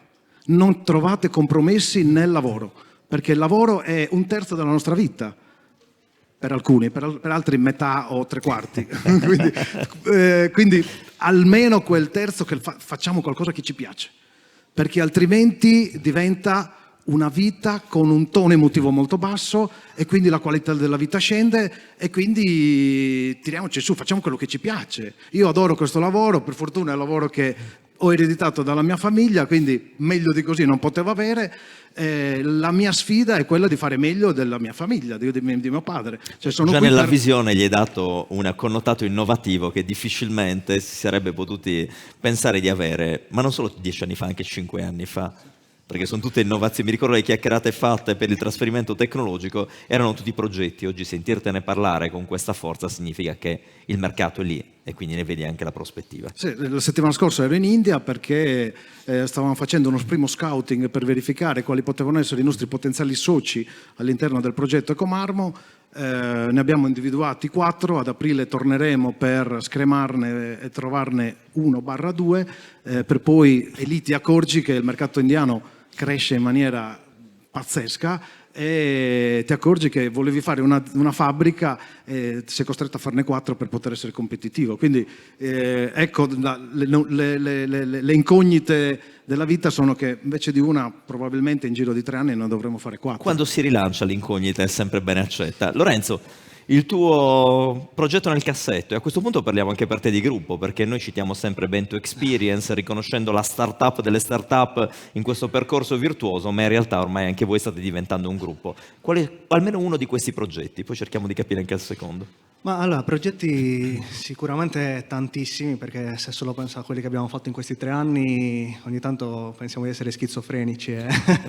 Però sicuramente più che magari un singolo progetto, ti posso dire la visione che abbiamo in questi prossimi 3-5 anni, ed è quella di riuscire a penetrare sempre di più all'interno dei territori e portare una ventata di aria fresca. Infatti il nome Bentu della nostra società è quello che vogliamo fare, è portare innovazione, digitalizzazione, comunicazione e mi auguro di riuscire a farlo anche con altri soggetti che si trovano all'interno dei territori, perché comunque è difficile trovare anche delle realtà giovani con cui collaborare.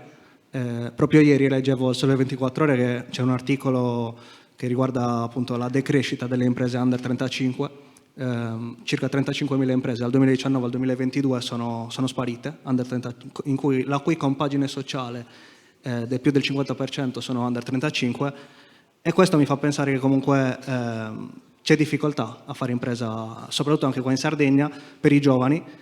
E invece mi piacerebbe più potermi confrontare. Certo, quando penso a questi imprenditori penso già di parlare con insomma degli imprenditori di un grandissimo livello, ma anche nel piccolo, le piccole imprese, la possibilità di parlare con ragazzi come siamo noi e creare delle reti e forme di collaborazione varie.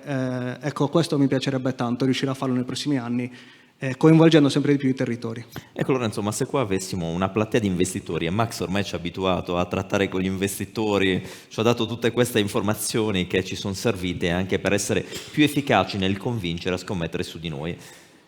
Il mercato ormai vi sta restituendo successo anche in settori collaterali, state spaziando dal food, quest'anno avete avuto l'esperienza di un food applicato nella città di Olbia, all'accommodation, state cercando di verticalizzare in qualche modo perché la vostra è un'integrazione pura, siete passati dalla intermediazione di prodotto turistico alla creazione di prodotto e non soltanto digitale. Vedi, Max si è fermato alla parte finanziaria, Max, non siamo arrivati dove sono arrivati loro alla creazione di prodotto, ma voi in realtà state spaziando dal food con i ristoranti, l'accommodation con un'attività che è un po' più dell'intermediazione. Ecco, tutto questo fa parte del piano industriale perché vi specializzerete su quelle aree di attività oppure state prendendo più le sembianze di una multi-utilities al servizio del territorio? Ma sicuramente tutti questi progetti l'obiettivo è riuscire a fare in modo che siano quanto più verticali possibili nel singolo progetto, ma che abbiano una linea di coordinamento comune che possa appunto creare sinergie tra questi, perché poi alla fine dal progetto con Massimiliano, Welcomely, la società che si occupa di ricettività, da quelli che sono i turisti che arrivano nelle nostre strutture, quindi una gestione extra alberghiero, property management, poi la possibilità di offrire anche appunto esperienze, piuttosto che mobilità, piuttosto che food, anche con l'esperimento che abbiamo fatto quest'anno di ristorazione innovativa, e quindi piano piano insomma andare verso questa linea. Sicuramente tra i progetti più interessanti adesso c'è Welcomely, un progetto appunto di all'interno del progetto Portale Sardegna Point, la verticale sull'extra alberghiero. Oggi gestiamo oltre 400 appartamenti in tutta la Sardegna e da quest'anno stiamo aprendo anche al nazionale, quindi stiamo iniziando a gestire appartamenti, ville, B&B. Centrale in Sardegna, ma poi un occhio sul livello nazionale, perché no, anche su quello internazionale. E anche internazionale, perché no? Beh, a me ha colpito una mia brava laureata quando si è trovata davanti diverse opportunità, perché poi abbiamo questa fortuna insieme ad ASPAL, condividiamo le opportunità con il territorio, il job day ne è l'espressione massima, però nel piccolo ci capita delle volte che gli imprenditori ci chiedano direttamente un bravo laureato. E allora ho analizzato il feedback di una brava laureata, una persona molto lungimirante, che si è trovata davanti 3 proposte tutte insieme, 3 proposte per un'assunzione a tempo indeterminato e tutte provenivano una da una realtà molto strutturata, equiparabile magari alla realtà di Max in costante evoluzione, anzi fa proprio parte del gruppo, e una seconda realtà molto radicata in Sardegna su un settore un po' distante, e poi l'ultima era Bento Experience, che sulla carta era quella meno strutturata, però con una prospettiva interessante. La ragazza ha scelto loro. Quando ha scelto loro, la mia curiosità, ma tutta scientifica, perché poi conoscendoli apprezzavo anche la scelta, però gli ho chiesto che cosa è stata determinante per questa scelta, e mi ha colpito perché la ragazza mi ha detto tutte belle idee, tutte con una grande prospettiva futura. Da loro respiro quell'aria di condivisione alla pari che nelle aziende molto strutturate, più avanti, modello Silicon Valley, sarà la contaminazione degli Stati Uniti, che nelle altre non ho trovato. Quella mancanza di linea gerarchica, che non è evidentemente possibile in tutte le aziende, che però si riscontra in loro. È come se quel modello di Silicon Valley, perché poi riconosciamo molto i modelli delle grandi, delle big tech come Google, ma poi anche delle piccole, in realtà è tutto così. Struttura verticale, un po' meno percepita rispetto a quelle italiane, questa visione alla pari, a prescindere che io sia il CEO della società piuttosto che la risorsa umana. E la ragazza me lo diceva con un grande entusiasmo, con la luce negli occhi di chissà di poter essere protagonista di ogni singolo progetto. E questo, secondo me, è il più grande riconoscimento per chi di economia e startup si occupa, ma più che altro di sogni da concretizzare. E allora, per i sogni, e questo è l'ultimo giro, ho promesso a Max che entro le 4:30 finiamo, ti restituiamo al tuo aereo, promesso. Però adesso tutto questo lo dobbiamo capitalizzare, perché se è vero che siamo al Job Day, che siamo a Nuoro, un territorio, ci siamo dimostrati in fermento, è un territorio in fermento. Allora è altrettanto vero che le persone che ci ascoltano iniziano a pensare, ma io se volessi lavorare per questa grande nuova società che sta mettendo in piedi Massimiliano con i partner e magari contribuire al mio piccolo a quel grande obiettivo di fatturato, quale professionalità dovrò avere? Quali sono le professionalità che renderanno realmente efficace il progetto che ognuno di voi ha in mente? Max, la professionalità del futuro per il tuo progetto? Allora, bella domanda, un po' difficile, però sono tu abituato alle tue che... domande, Anto. Allora, essendo un settore estremamente in continuo fermento e in continua evoluzione, il mondo accademico e ancor più il mondo, diciamo, scolastico è sempre indietro. Quindi non c'è una laurea che ci consente di prendere una persona già formata.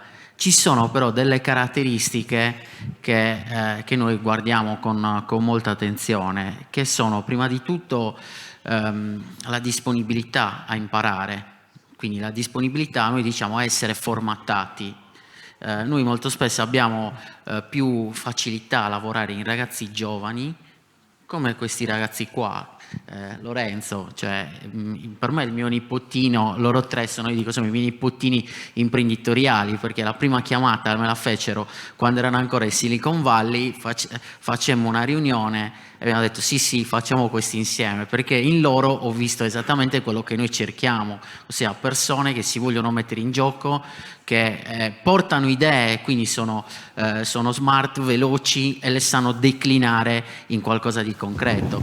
Sinceramente, dei loro titoli di studio ce ne siamo abbastanza fregati, nel senso che abbiamo capito quali erano le qualità che davvero ci servivano. Lorenzo ha lavorato per 6 mesi proprio a fianco a me e aveva questa grande capacità di declinare in progettualità quello che erano le idee, che è una cosa molto rara, che io ho incontrato raramente. Infatti ha e avrà sempre più un grande successo proprio perché ha queste qualità difficilissime da trovare.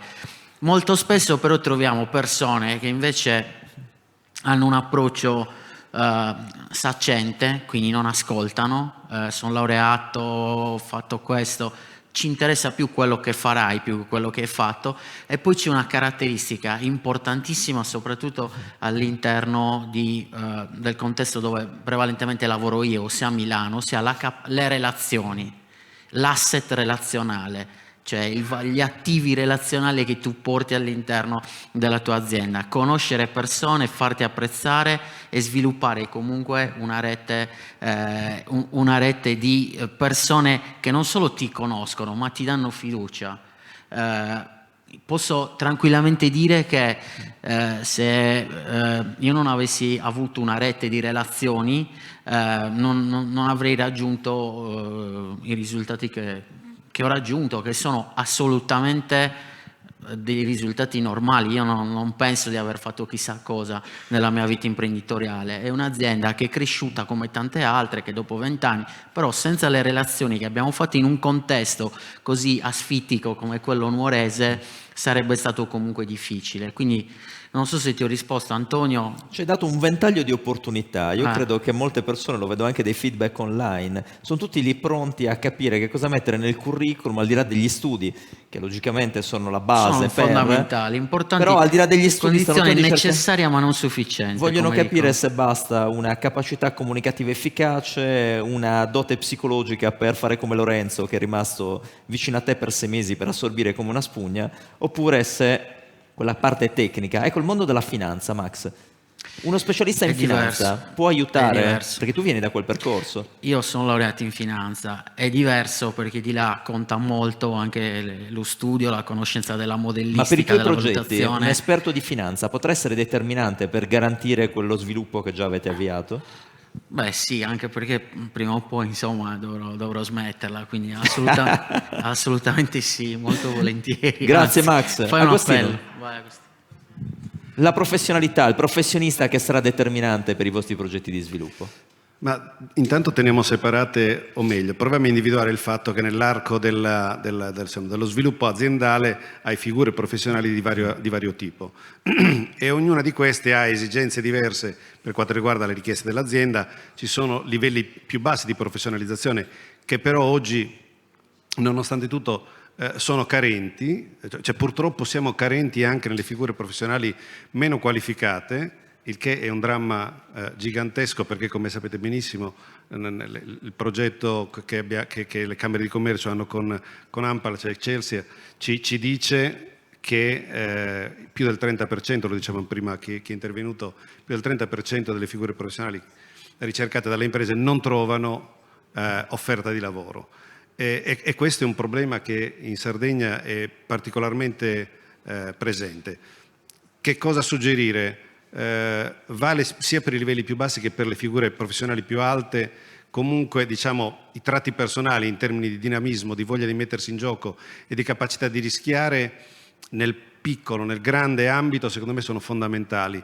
mentre invece oggi si vede ancora troppo uno spazio ristretto di voglia di dinamismo, c'è un atteggiamento molto conservativo nella scelta del posto di lavoro, talvolta forse c'è anche una sorta di disaffezione rispetto al mondo del lavoro, insomma è una cosa che devo dire un po' preoccupante, perché poi lamentarsi legittimamente delle difficoltà del lavoro si confronta talvolta con una scarsa capacità delle persone che cercano lavoro di avere l'attitudine che gli consentirebbe di collocarsi anche in maniera crescente. Abbiamo difficoltà a individuare figure professionali alle quali pagare stipendi alti, quindi non è un problema delle figure professionali che vengono pagate poco.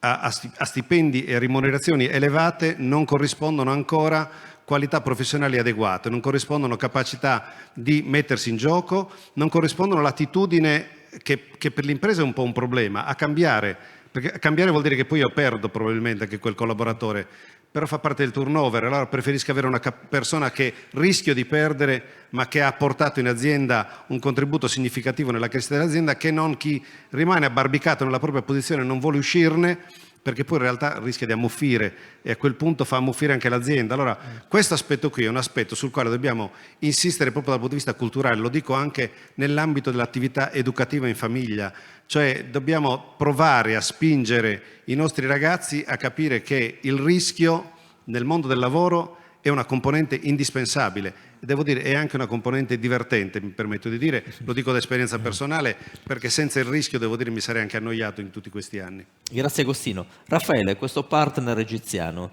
magari avrà bisogno di qualche nuova professionalità per convincersi che forse a Fonni può trovare il suo ambiente ideale per lavorare. No, in realtà noi accingiamo molto dall'Egitto per questo motivo, poi la mia società è informatica, quindi deve essere forza innovativa. Noi abbiamo già cambiato il tipo di risorse che ci servono, prevalentemente programmatori o gente che lavora col digital, col marketing, per esempio. In Sardegna riesci a trovare professionalità? No.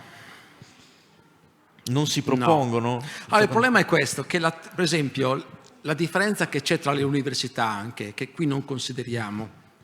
Noi abbiamo persone laureate in informatica in Italia che ci chiedono un lavoro. Solitamente non le assumiamo, neanche uno. E abbiamo dei programmatori bravissimi, italiani, che non hanno fatto l'università, non hanno fatto studi di informatica. Semplicemente sono appassionati, hanno studiato economia, hanno studiato qualsiasi altra cosa e sono appassionati nel mentre all'informatica. Per contro, invece, gli egiziani, probabilmente fanno una scuola durissima, abbiamo dei programmatori incredibilmente bravi, che la scuola seleziona e forma in una certa maniera, in maniera durissima, devo dire. Questa è l'esperienza mia personale. Il futuro cosa vorremmo? Vorremmo, ormai il programmatore è una cosa molto generica, servono sistemisti, servono data scientist, quelli che riescono a analizzare i macrodati e a vedere diciamo, dove stanno andando le scelte nel nostro mondo sono tutto, quindi in funzione delle esigenze dei clienti.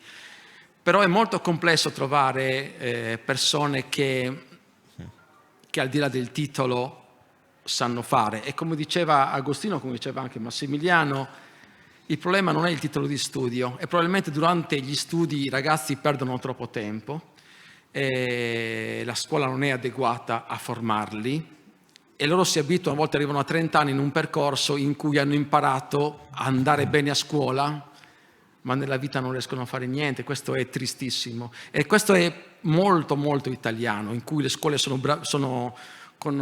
hanno dei programmi enormi ma non ne fanno bene neanche uno.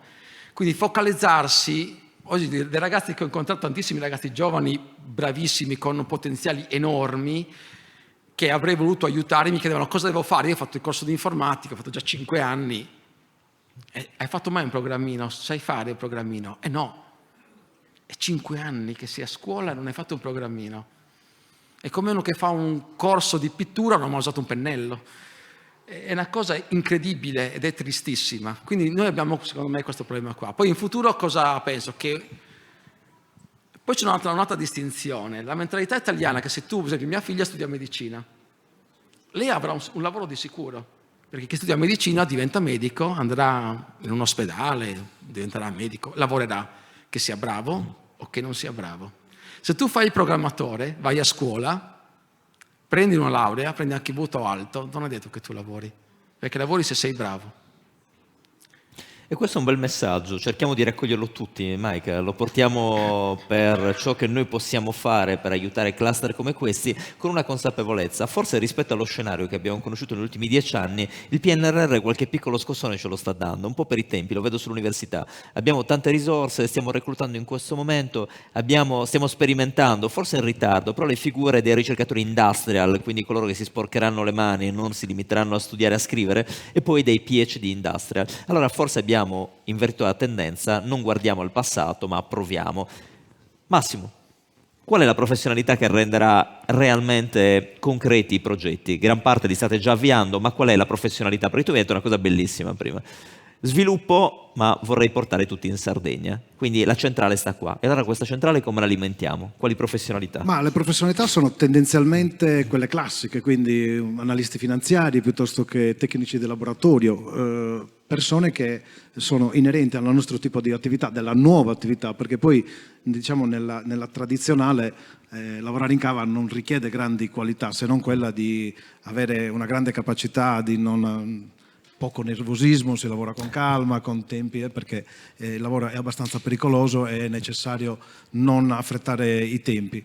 Ma quello che soprattutto è il requisito che noi stiamo richiedendo ai ragazzi che stiamo assumendo, perché anche l'anno scorso ne abbiamo assunto un po', è quello di sapere che all'interno della nostra azienda noi abbiamo il nostro obiettivo, abbiamo il nostro sogno.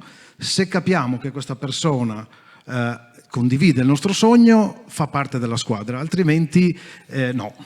Questo presuppone da parte del candidato, di colui che si pone davanti a noi, richiede una capacità di essere frizzante, di avere la voglia di condividere un sogno, perché ci sono tante persone che dicono: ah vabbè, ma quant'è? Quanto mi dai? Dipende da te. La capacità di essere remunerato è direttamente proporzionale alla loro capacità di essere determinanti in azienda. Faccio un esempio: un ragazzo che lavorava in cava, l'abbiamo da prima fatto responsabile. Ecco, una cosa importante: noi facciamo i test, non dico il nome dell'azienda che ci fa i test, ma facciamo dei test con i ragazzi per capire l'attitudine delle abitudini che ha quella persona all'interno del tipo di professionalità che richiediamo noi.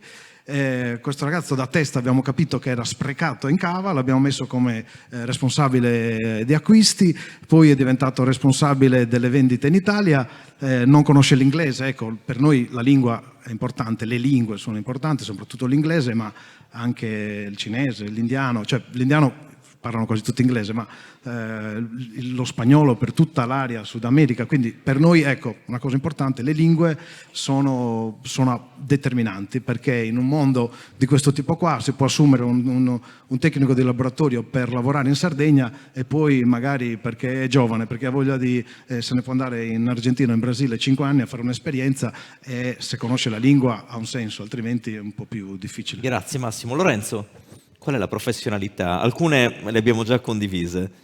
Una che può rendere realmente performanti i progetti che avete in corso. No, anzitutto, rispetto all'esempio che hai fatto prima di quella ragazza che ci ha scelto, posso dire che da noi c'è un bellissimo ambiente lavorativo, perché veramente ci divertiamo, però mentre lavoriamo diamo tutti quanti, proprio perché c'è una passione fortissima, il 150% ogni giorno. E quindi secondo me ci sono sempre due temi: uno attitudinale, soprattutto la capacità, lo diciamo sempre quando una risorsa inizia un percorso con noi, all'autocritica e a poter sbagliare. Cioè, da noi non è un problema se sbagli, però devi avere la forza di poter dire: ho sbagliato questo, e questo è fondamentale, ed è un punto di forza. Quando uno molto americano anche questo, però quando mi dice una risorsa, appunto, ho sbagliato, ho fatto questo errore, è proprio un punto di forza, perché appunto possiamo migliorare quell'errore e poter crescere insieme. Mentre invece non mi piace quando appunto l'autoreferenzialità, insomma, avere un atteggiamento che che ti porta a essere sempre sul pezzo su tutto quanto, di credere di essere sempre sul pezzo su tutto. E poi l'altro tema sulle competenze, sicuramente condivido quello che hanno detto loro, quindi un po' questa diffidenza da un approccio di studio solo accademico, che secondo me è un po' riduttivo, ma credo che deve essere una consapevolezza ormai di tutti quanti che possiamo trovare un qualsiasi tipo di formazione, contenuto su internet, su Google, su YouTube, sui milioni di corsi che si possono trovare online, e quindi secondo me non bisogna mai fermarsi al solo percorso accademico, ma sempre arricchirlo di più cose, perché così come l'esempio di prima dell'informatico che ha fatto 5 anni, a noi capitano economisti, magistrale, master, eccetera, che non sanno usare Excel.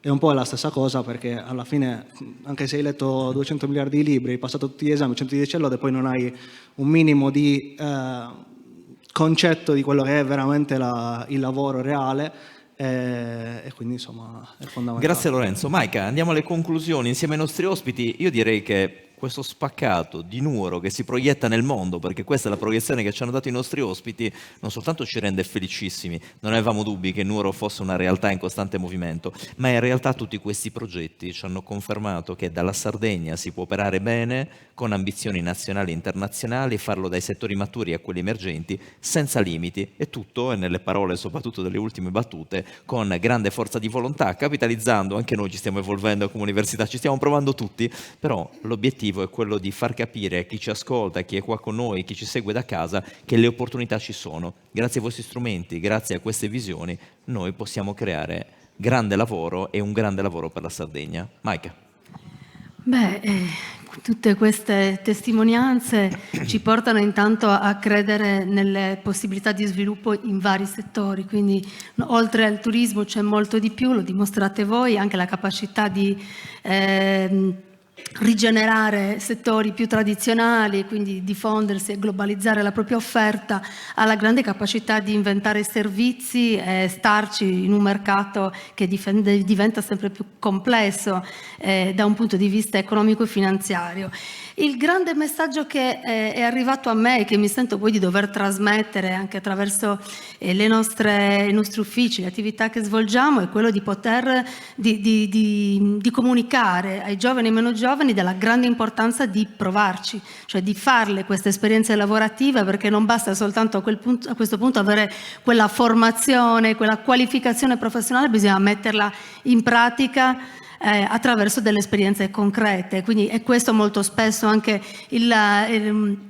uno di quegli aspetti che manca per poter riuscire poi a trovare parlando di inserimento lavorativo, una collocazione, cioè bisogna aver svolto delle attività per poter conoscere le proprie attitudini, modificarle e eventualmente anche cambiare lavoro quando c'è la necessità di farlo, avere la capacità di mollare un'attività per fare altro in un'ottica di flessibilità del lavoro. Quindi il posto fisso non esiste più, ma ogni azienda nel corso della sua vita fa dei percorsi di innovazione, di crescita, di conversione, molto spesso si trasforma completamente. Come dicevi tu, noi abbiamo dovuto riprogrammarci, quindi definire nuovi prodotti, perché appunto il mondo nel frattempo è cambiato. E questo è un messaggio fondamentale, tutto è in movimento, il lavoro compreso, e quindi anche quella necessità di aggiornarci, di formarci continuamente, soprattutto sul lavoro, credo che sia il messaggio che è passato in questa giornata. Mi fa davvero piacere conoscere l'intraprendenza, la resilienza, la capacità di sfidare il mondo pur proveniendo da una realtà, no, che ha in sé delle difficoltà anche di tipo naturale, di conformazione di tipo geografica, e quindi la determinazione da parte di questi imprenditori, il fatto di credere in se stessi, ma non solo in se stessi, anche negli altri, in coloro che fanno parte della propria compagine sociale, nei propri collaboratori, in un rapporto anche tra pari, che forse tra pari realmente non è, però in un'ottica lavorativa c'è piena condivisione, è il messaggio positivo che mi sento di dover lanciare. Faccio i miei migliori auguri a tutti voi, perché i vostri piani industriali, le vostre idee sono davvero futuristiche e futuribili, e quindi vi faccio un grosso in bocca al lupo, sperando anche che possiate trovare in Sardegna, con gli accorgimenti del caso, quelle professionalità che man mano stanno emergendo e di cui avrete sempre più bisogno.